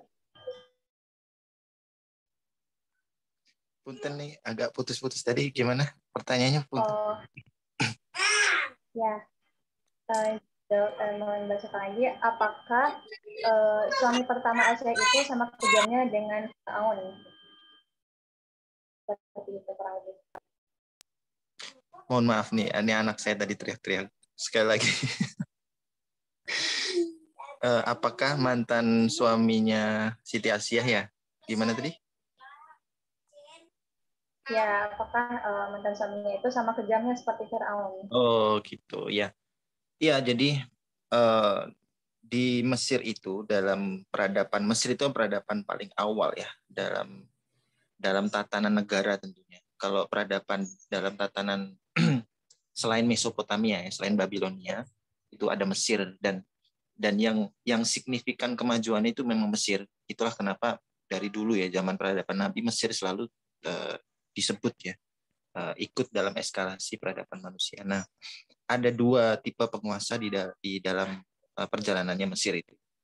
Nah, yang pertama itu adalah yang turun-temurun dari klan Fir'aun. Ya, semua kerajaannya atau raja-rajanya itu disebutnya dengan nama istilah Fir'aun. Nah, yang kedua itu namanya Heksos. Heksos ini ketika salah satu contohnya adalah ketika kurun waktu terjadinya Nabi Yusuf, kisahnya Nabi Yusuf itu dari klan dinasti Heksos. Jadi rajanya tidak yang zolim, tidak yang bahkan rajanya baik ya. Nah itu. Nah kalau yang versi Musa ini yang ketika penguasanya adalah Firaun. Nah, maka Firaun ini terkenal memang punya kezoliman ya, walaupun tingkatnya beda-beda. Ya jadi saudaranya si Al-Walid tadi, yaitu suami sebelumnya dari Asia, itu juga zolim sama, tapi tidak sezolim Firaun yang suaminya Asia, karena kebijakan pembunuhan anak itu memang baru ada di ketika suaminya Asia itu. Jadi itu luar biasa teman-teman, dan yang mengaku Tuhan yang Firaun ini. Jadi udah zalim, musyrik ya, otomatis ya. Terus karena hasutan Haman dan semua orang-orang intelektualnya di sekitarnya, itu akhirnya sampai ngaku Tuhan. Cuman hebatnya teman-teman, ini hikmahnya juga ya, betapa perempuan itu sangat luar biasa. Sehebat-hebatnya, sezolim-zolimnya, sebengis-bengisnya Fir'aun sampai ngaku Tuhan, dia berubah juga kebijakannya ketika dibisikin dengan lemah lembut oleh istri yang namanya Asia. Hal ini menunjukkan bahwa sosok laki-laki itu memang akan sangat berpengaruh ya. Itu sosok pendampingnya juga gitu. Walaupun dia punya kezoliman ya, setidaknya dia bisa mengurangi. Nah, itu kalau versi suaminya atau laki-lakinya dizolim. Tapi kalau suaminya ini orang yang baik, punya kekurangan ya 1, 2, 3, istri ini bisa jadi membuat dia semakin melejitkan potensinya, dan bahkan istilahnya itu ya, di balik laki-laki yang tangguh ada perempuan yang hebat, seperti itu. Dan tapi di istilah yang lain juga sama, di balik perempuan yang hebat ada laki-laki yang progresif. Jadi kalaupun ada tokoh-tokoh perempuan yang hebat itu biasanya ya, ini nggak selalu rumus pasti, karena seperti disampaikan tadi ya, kesolehan kita itu memang tidak bergantung sama orang lain, bahkan pasangan kita gitu. Jadi kalaupun ada sepasang atau bahkan ada perempuan yang muncul hebat ya, tokoh dan lain sebagainya, dan dia keluarganya harmonis dan sebagainya, itu biasanya memang laki-lakinya walaupun di balik layar pendiam, itu laki-laki yang progresif. Nah, jadi kita memang saling. Kenapa? Kita fokusnya sama kezolimannya ya, Kak. Nah, ya, jadi kalaupun ada yang zolim, perempuan itu tadi ya disampaikan bahwa tidak terpengaruh oleh sosoknya atau pasangannya. Nah, jadi Asia mengalami fase itu ya. Di suami pertama juga zolim, tapi tidak KDRT mungkin ya.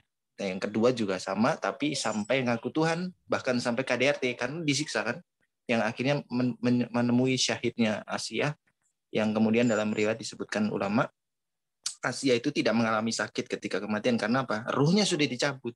Ketika siksaan yang kemudian melayang atau memutuskan nyawanya itu dihantamkan kepada Asia, dan itu dilakukan oleh atas instruksi suaminya sendiri. Itu wallahu a'lam bishawab. Ya, Masya Allah. Jazakallah khair Ustaz atas jawabannya. Barangkali Teh mau menambahkan? Kalau Teteh sih tidak terlalu banyak ini ya mengetahui tentang suami dari sebelumnya Siti Asia, tapi yang jelas bahwa kita fokus di sini adalah kita mengambil ibroh dari kisahnya Ibu Maryam Ibu Asia yang memang terkezoliman dari pasangannya. Intinya adalah ini kan kadang kasus-kasus ini ada ya. Nah, bagi orang-orang yang merasakan bahwa ini kita dapat pasangan yang memang tidak sesuai, ternyata zolim gitu. Nah, mungkin bahasa kasarnya gini, aku sudah tidak sabar. Apakah pasangan kita sudah lebih jahat dan lebih zolim dari Firaun gitu, sehingga akhirnya saya sudah selesai dengan pasangan saya saja. Itu yang Teteh fokuskan gitu.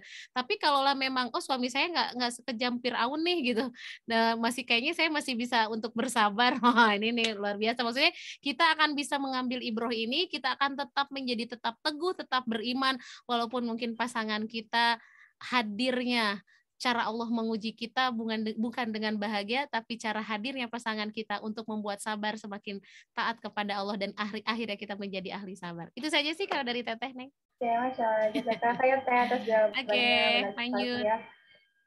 Nah, selanjutnya ada pertanyaan lagi nih Teh, tapi mungkin sudah terjawab di penjelasan Teteh tadi. Tapi barangkali mau menambahkan, pertanyaannya, kalau taat sama suami yang baik itu akan terasa ringan dan mudah. Tapi gimana dengan keharusan kita tetap taat pada suami yang tidak baik? Baik, ya Teteh dulu nih ya Kak, mumpung inget. Nah, gimana kalau kita Teteh dulu. Teteh dulu. Nah, gimana nih kalau Allah, kita kan kayaknya lebih ringan ya. Sebenarnya yang membuat ringan itu bukan karena ada pasangan ataupun ada siapa. Di sini adalah keluasan rasa, keluasan hati kita. Maksudnya bagaimana kita bisa luas hati kita menerima setiap ujian yang ada kalau kita punya pemahaman. Makanya man yuridillahu khairan yufaqih fiddin. Barang siapa yang Allah berikan kefahaman, pilihan Allah, man yuridillahu khairon, kebaikan, maka Allah akan berikan kefahaman dalam agama. Maksudnya apa? Ada orang yang sebenarnya mungkin masalahnya sangat besar, sangat banyak, tapi dia akan merasa bahwa aku baik-baik saja.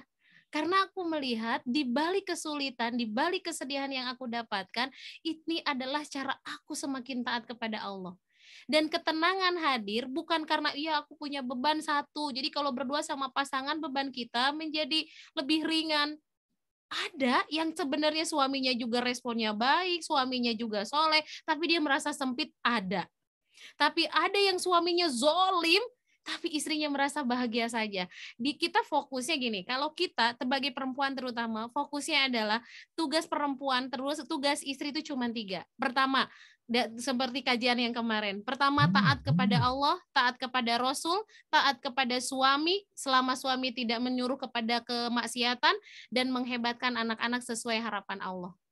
Kalau Teteh begitu ya, maksudnya dari yang ini, terus kalau memang Allah takdirkan dapat suami yang soleh, alhamdulillah banget, senang banget. Tapi yang paling penting pada dasarnya, mau apapun yang Allah berikan tidak akan membuat keteguhan iman kita berubah, tidak akan membuat aku jauh dari Allah. Itu kunci dasarnya. Oke, silakan Kak Agas.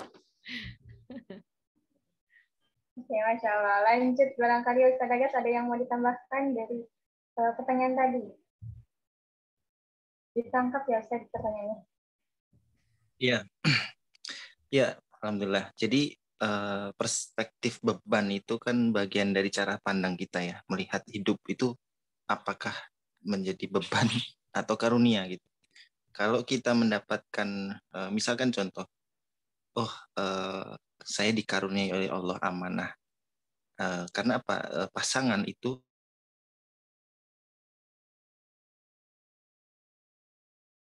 Oke, Kak Agas, Teteh ada? Oke. Mohon maaf. Masya Allah, Masya Allah. Perjuangan ujian ya. Salah satunya adalah sinyal. Mantap, boleh dilanjut.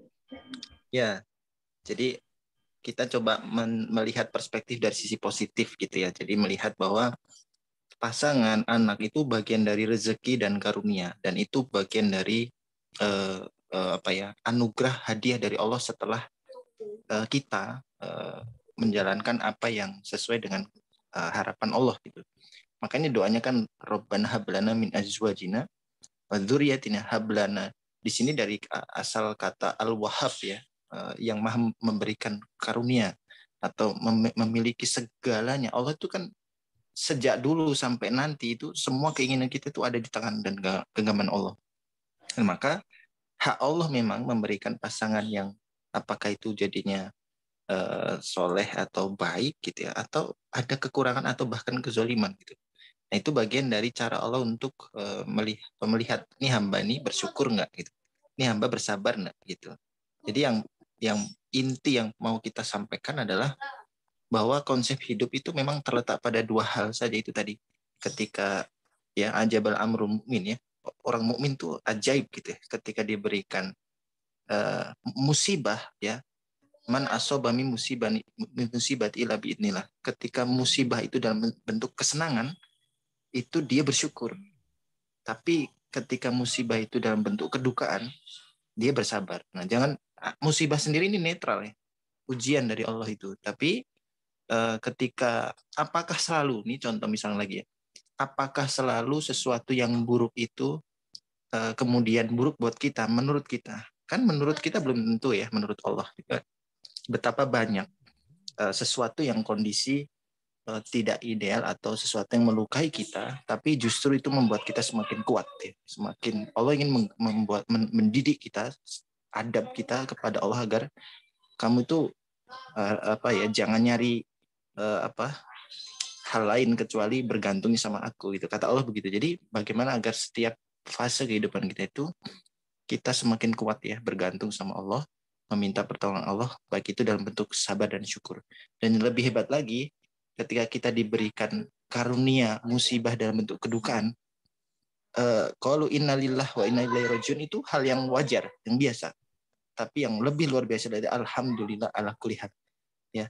Terima kasih Allah atas segala puji bagi Allah. Kenapa? Karena pasti baik ya. Tidak ada yang tidak baik dari takdir Allah. Nah, maka kalau dalam kondisi begini dengan kasusnya Asia, maka disebutkan tadi Teneng ya bahwa nggak ada masalah dengan selama tidak dalam kemungkaran ya, tidak diminta untuk taat pada suami dalam hal kemungkaran, tidak ada KDRT yang berlebihan. Itu makanya konsep rumah tangga itu sakinah mawaddah warahmah ya, dan puncak tertinggi cinta itu adalah dari pintu rahmah. Ini kata Buya Hamka.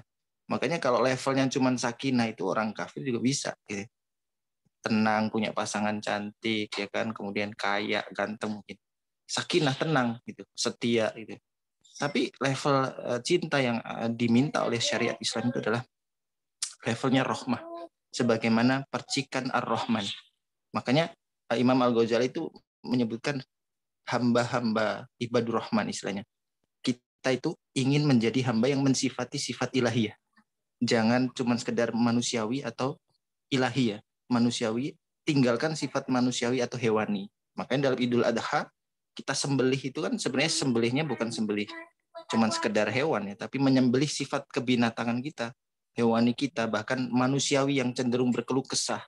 Fujuruha wa taqwa, bahkan nafsal amaratun bisu dalam surat Yusuf disebutkan Yusuf kurang soleh apa, tapi dia tetap tergoda dengan amaratun bisu. Kalau tidak diberikan hijab rahman dari Allah, atas rahmat Allah, maka Yusuf bisa tergelincir. Nah, makanya puncak level tertinggi kita, cinta itu memang berdasarkan kasih sayang atau rahmah. Sehingga seperti matahari ya, hanya memberi taharap kembali bagi sang surya menyinari dunia. Nah, begitu ya. Masih ada Kak? Ya, Masya Allah. Terima kasih Ustaz Teneng atas jawabannya. Nih. Mungkin ada pertanyaan terakhir ini di kolom chat dari Kak Titi. Assalamualaikum, Afwan. Izin bertanya, jika misal suami memiliki mantan istri dan sering membandingkan kita dengan mantan istrinya tersebut dan KDRT, tapi tidak meninggalkan bekas yang serius, apa yang harus dilakukan? Mau Teteh mau kagas dulu? Enggak. Mangga, siapa dulu? Oke. Teneng boleh. Pertama gini, yaitu kembali ya, ketika kita, karena ini Allah sudah takdirkan. Tadi kembali sama dari bahasan Teteh. Pertama adalah kita terima dulu perasaan kita. Jadi gini, ke titik sabar, ke titik syukur, mungkin ketika diucapkan sangat mudah. Tetapi untuk prosesnya, untuk sampai ke titik itu memang nggak mudah. Tapi apakah bisa? Insya Allah bisa. Dari siapa? Dari Allah.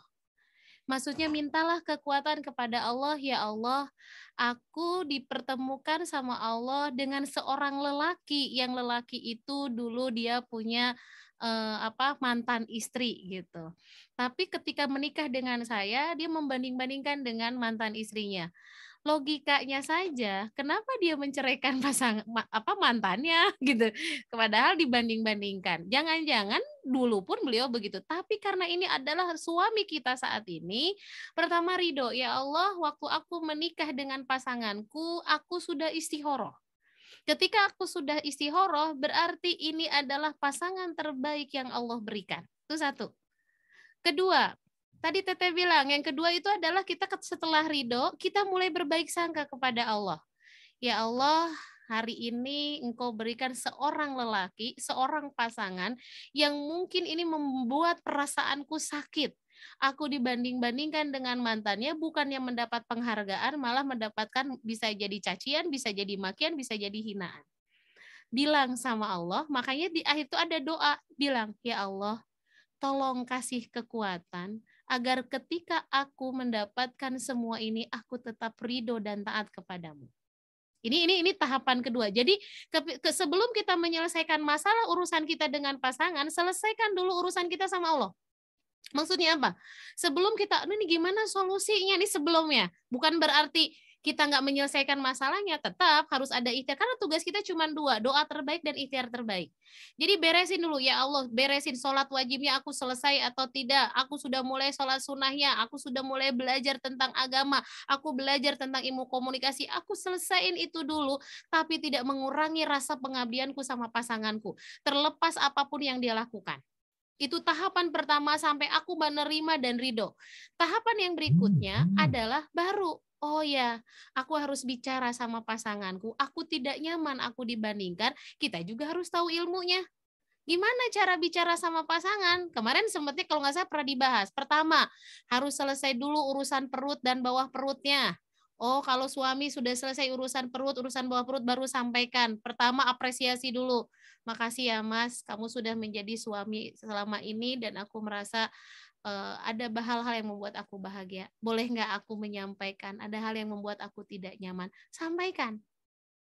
Kalau memang ini, oh ini udah ada KDRT. Nah tadi Teteh bilang KDRT-nya sudah sejauh mana, dalam arti kata gini, apakah dia sudah menzolimi atau menyakiti tubuh kita nggak boleh diam.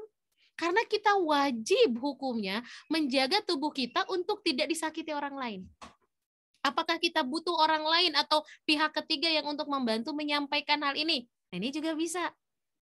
Jadi ini gini ya, terkadang gini, perempuan itu dia tidak akhirnya menahan perasaan, tidak mau mengungkapkan apa yang diinginkan, apa yang diharapkan karena ngerasa takut, malu, karena kita belum selesai dengan diri kita. Nah ini juga hal-hal yang memang harus selesai dulu dengan diri kita. Kalau bilang, saya kayaknya butuh bantuan deh, saya mau menyelesaikan dulu urusan saya selesaikan dulu urusan saya sama Allah, setelah itu tahapannya saya mulai bicara sama pasangan saya. Ya Allah, saya nggak tahu rasa ini apa yang menyebabkan, apakah ini cara Allah menghapus dosa-dosa yang pernah saya lakukan, mungkin saya pernah melakukan banyak dosa, cara Allah memberikan orang yang paling terdekat, yang menghancurkan perasaan saya bilang, ya Allah, kalaulah ini membuat Engkau memaafkan segala dosaku, aku ridho ya Allah. Yakin banget, apa sih yang enggak, sangat mudah bagi Allah merubah hati seseorang, sangat mudah bagi Allah memperbaiki semua.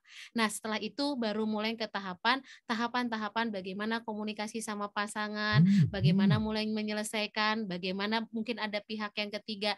Kalau Teteh itu, tapi yang paling jelas adalah selesaikan rasa kita, selesaikan rasa emosi kita, selesaikan urusan ibadah-ibadah kita sama Allah. Allahu a'lam. Udah Kak, silakan Mangga. Ya, punten di sini lagi adzan sebentar. Oh ya. Bentar ya. Kalau di Teteh belum. Gitu Teh. Itu mungkin tadi dari siapa? Teh Hikmah?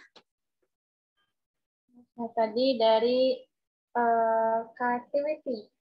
Oke, mudah-mudahan sedikit terinspirasi, sedikit menjawab gitu, karena memang mungkin ketika kita sangat menjaga urusan kita sama Allah, Allah itu begitu mudah ngasih jalan, begitu mudah, begitu terkadang memberikan jalan yang tidak disangka-sangka oleh kita.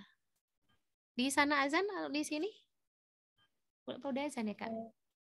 Di Kak Hikmah azan juga? Belum ya, sama ya. Oke, itu mungkin Kak Hikmah nanti terakhir dari, oh ya mungkin karena di sini belum.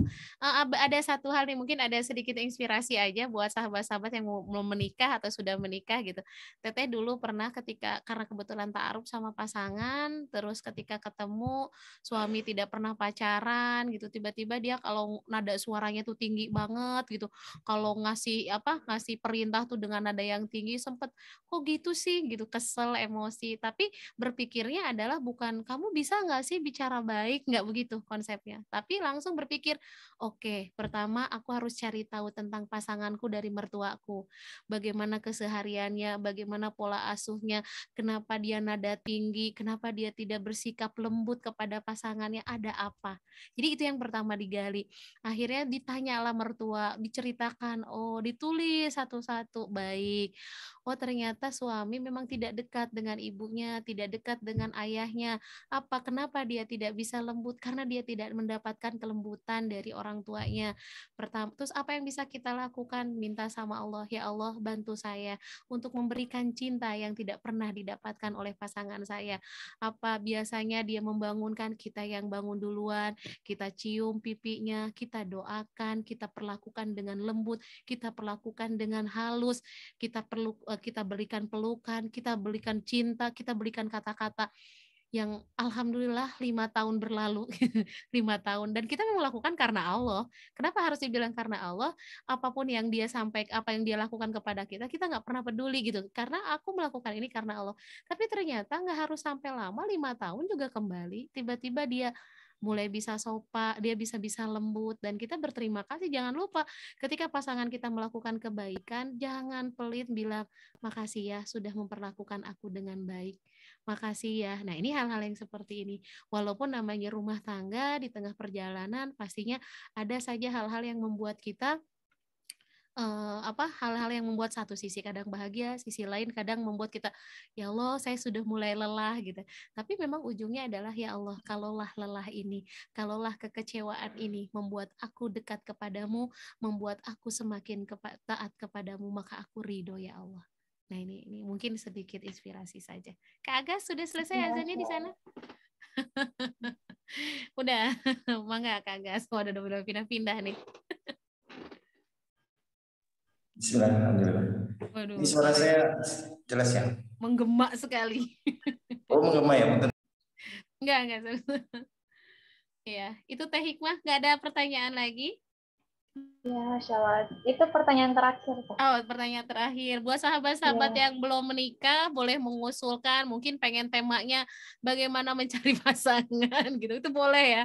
Karena alhamdulillah Teteh itu punya pengalaman dulu ta'aruf 9 kali, yang suami baru yang ke-10. Mungkin bisa menjadi inspirasi buat sahabat-sahabat yang belum nikah ya. Tapi kalau yang udah nikah beda lagi ya. Silakan Kak Agas. Ya. Punten saya nyari tempat tadi jadi biar. Ya, ini udah pas suaranya. Siap. Sampai kaget nih 9 kali ta'aruf. Iya, 9 kali ta'aruf, nikah usia 29, dapat daun muda, proses hamil, 3 kali hamil, meninggal anaknya gitu.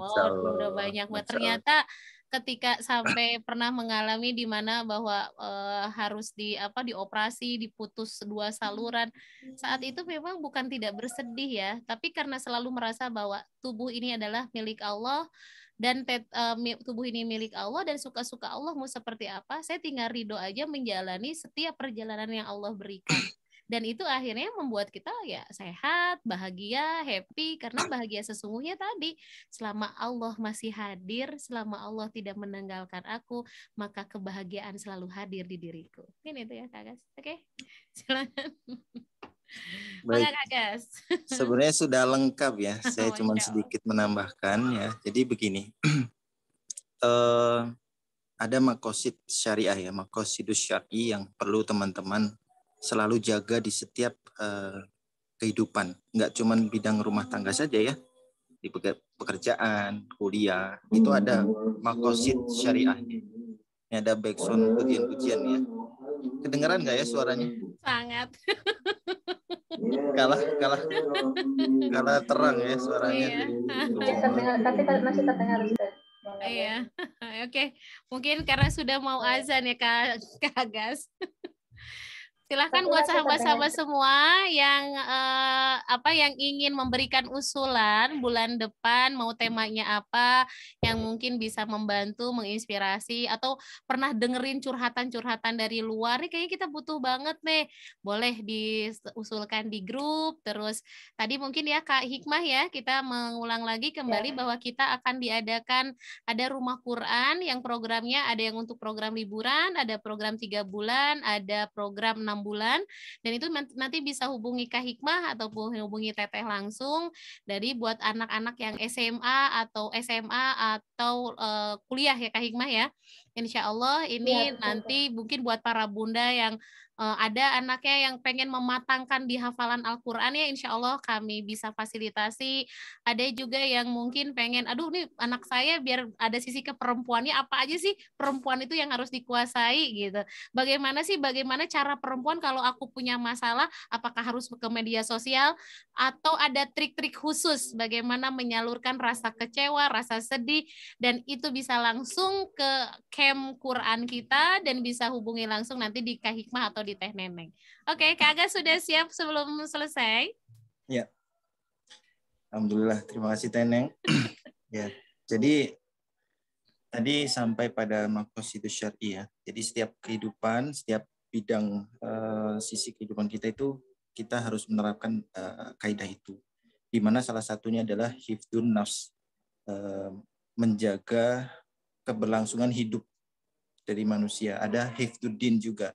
Nah, dalam maqasidus syar'i khususnya konteks pernikahan itu 5 ini juga harus tetap terjaga gitu ya. Ya, menjaga agama, menjaga harta, menjaga akal, menjaga keturunan dan menjaga jiwa. Ada 5 ini. Nah, ketika pernikahan itu sudah tidak bisa memenuhi salah satu atau 2 bahkan kelima-limanya, maka itu udah wajib gitu dari salah satu pasangan untuk kemudian mencukupkan ya, bahasanya itu seperti itu. Jadi dan itu tidak berdosa ya, karena memang kezoliman itu harus diselesaikan dan diputus dengan cara apa ya, kita bersikap gitu.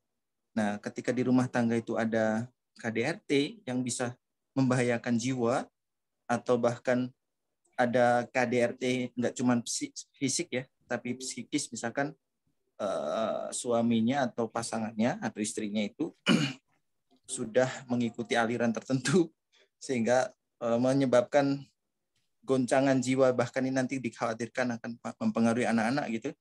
Nah, maka itu sudah masuk ke dalam mubah, sunnah, bahkan harusnya sudah bisa diputus gitu. Nah, tapi sekali lagi ini berbeda dengan syariatnya Asiyah tadi yang kita bahas, karena syariat yang masa lalu itu masih membolehkan ketika suami istri itu berbeda keimanan, itu masih bisa dibolehkan. Nah, kalau sekarang bagaimana?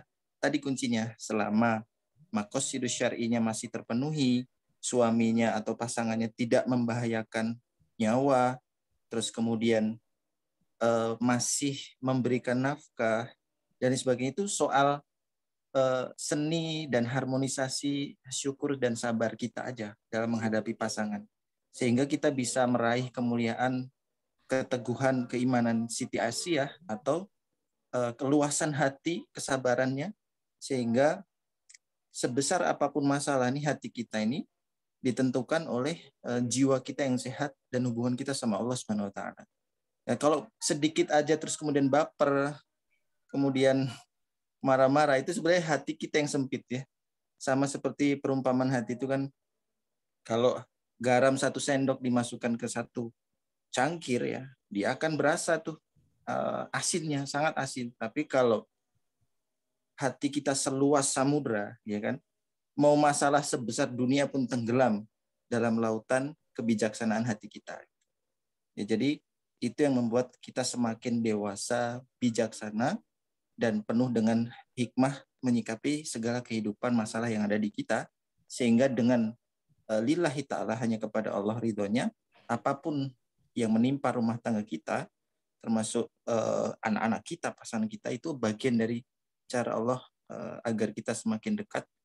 Dan yang lebih penting lagi, yakinlah bahwa ujian itu bisa menambah, selain pahala adalah menggugurkan dosa-dosa kita, selama kuncinya menjaga ketaatan, kedekatan kepada Allah Subhanahu wa taala. Nah, begitu. Itu mungkin sedikit tambahannya, semoga bermanfaat dan menjadikan kita semakin kokoh ya, teguh dalam menjaga amanah-amanah dari Allah. Ya, yang paling penting khususnya rumah tangga, karena kedudukan rumah tangga ini mitsaqun walidho. Ya, perjanjian yang kokohnya itu selevel seperti Nabi dan Allah nih.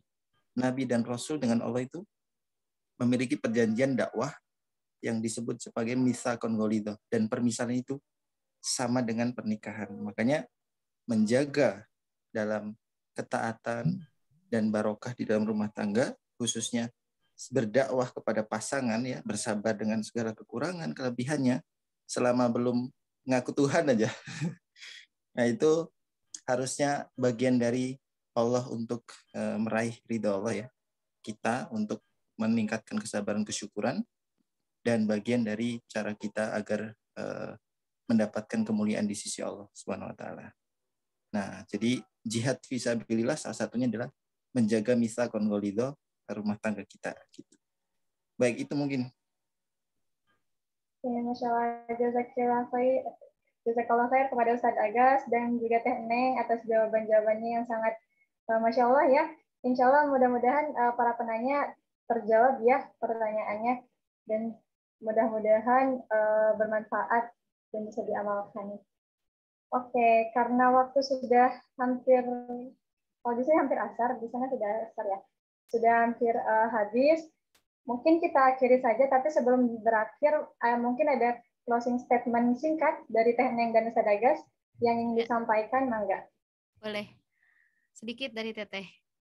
Kau adalah harapanku, kau adalah impianku yang tak sanggup kukatakan. Nih, ngedadak tiba-tiba. Berharap banyak tapi aku tak dapatkan. Satu-satunya harapanku adalah berharap cintanya Allah. Itu saja dari sekian yang Teteh sampaikan. Fokus saja terhadap cinta sama Allah. Biarlah Allah menyelesaikan setiap masalah-masalah yang kita hadapi. Wallahu a'lam. Masya Allah, jazakallah khair Teh Neng. Dari Ustadz Agas ada closing statement singkat? Saya nggak bisa berpantun ini. Nggak pantun Teteh, nggak pantun. Baca ya, wah curang banget, disiapin dari tadi. Nggak baca, baru nulis. Ya, kalau dari saya izin mengutip ya. Wa ibadur rahmanil ladzina yamsu 'alan naati haunan wa idza khatabahumul jahilun qalu salama. Jadi hamba yang ibadur rahman. Kita sebagai hamba Allah diinginkan oleh Allah memiliki sifat-sifat yang dimiliki oleh Allah. Sifat ilahiyah istilahnya kalau dari guru saya. Jadi salah satu sifat yang terbaik, yang paling utama adalah Ar-Rahman. Jadi milikilah hati yang senantiasa rahmah, penuh dengan kasih sayang kepada siapapun. Bagaimana Rasulullah memberikan teladan ya, wa ma arsalnaka illa rahmatan lil alamin.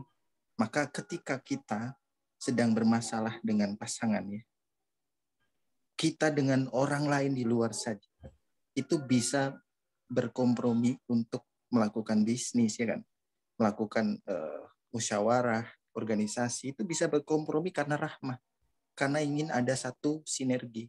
Itu dengan orang lain. Bagaimana dengan pasangan kita? Jauh lebih berhak pasangan kita, anak-anak kita mendapatkan benefit ilmu dan keluasan hati yang tertinggi yang kita miliki, yaitu rahmah.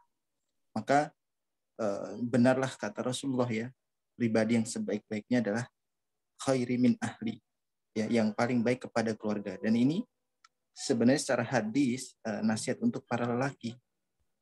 Tapi secara umum, secara ini juga berlaku juga untuk semua, termasuk perempuan. Jadilah pribadi yang mudah, kalau sebagai suami ya, mudah didapatkan ridhonya oleh istri. Sebagai istri, jadilah pribadi yang rahmah, yang mengetahui bahwa prioritas hidup yang paling utama sebagai istri adalah mencari ridho suami, karena dari ridho suami adalah ridho Allah. Dan sebagai orang tua, jadilah orang tua yang senantiasa sungguh-sungguh untuk menghadirkan kenangan indah kepada buah hati kita. Dan bukanlah suami istri atau pasangan atau ayah bunda ini diminta jadi sempurna, bukan. Kita hanya diminta untuk menjadi pribadi yang senantiasa belajar dan lebih baik setiap harinya. Dan dengan rahmah itu pula, maka kita akan mudah memaafkan segala kekurangan yang ada di anak kita maupun di pasangan kita. Semoga dengan begini Allah berkahi keluarga kita semuanya, Allah mudahkan perjalanan hidup kita. Kalaupun ada kesulitan, itu bagian dari ujian agar kita semakin disayang oleh Allah SWT. Barakallahu fikum. Masya Allah, jazakallahu khairan Ustaz Agas, Teh Neneng atas inspirasinya, atas ilmunya pada hari ini. Closing statement tadi menjadi penutup kajian kita hari ini. Insya Allah 2 pekan lagi kita akan bertemu dengan tema-tema yang menarik. Barangkali dari Bapak Ibu, teman-teman semua ada yang ingin diusulkan mengenai temanya. Insya Allah kita akan share link form. Teman-teman bisa mengisi di link tersebut, mengusulkan tema untuk kajian selanjutnya. Oke, terima kasih Bapak Ibu, Ustaz Teh Neneng atas kehadirannya pada siang. Ya. Sekarang Teh Hikmah gantian Bandung ya. Gantian ya. Oke, Teteh aja mungkin membantu. Terima kasih Ibu dan ada Ibu, ada Ayah juga sepertinya ya. Mungkin ada calon atau sahabat-sahabat semua yang sudah berkenan hari ini membersamai, dan mudah-mudahan apa yang kita sampaikan tadi memberikan keberkahan. Dan salah satu tanda berkah adalah bermanfaat buat diri dan mudah-mudahan bisa bermanfaat buat orang lain. Kita tutup dengan hamdalah, istighfar dan doa penutup majelis. Alhamdulillahirabbil alamin. Subhanakallahumma bihamdika asyhadu alla ilaha illa anta astaghfiruka wa atubu ilaik. Assalamualaikum warahmatullahi wabarakatuh. Waalaikumsalam. Oke, terima kasih Ibu Dewi, terima kasih kawan-kawan. Siapa nih, Masya Allah. Dalam perjalanan, ya amanillah. Buru ini siapa nih, Masya Allah, Masya Allah. Boleh memberikan masukan nanti di grup ya, temanya maupun bahkan mungkin boleh join kalau mau gabung ke. Karena ini kita tiga lokasi, Kak Agas di Surabaya, Teteh di Jakarta, Kak Hikmah di Bandung. Masya Allah, ini antar kota. Yang Semarang belum ada nih, Semarang. Iya, Semarang. Sama Jogja. Masya Allah, Masya Allah. Baik, izin pamit dulu semuanya. Bangga pamit semuanya. Ya, silakan Kak Agas. Assalamualaikum Teh. Waalaikumsalam Ibu. Masya Allah. Izin pamit ya Teh. Mangga, silahkan. Neng Hikmah datang ya. Udah ditutup Neng Hikmah, insya Allah tadi sama Teteh. Iya. Rapat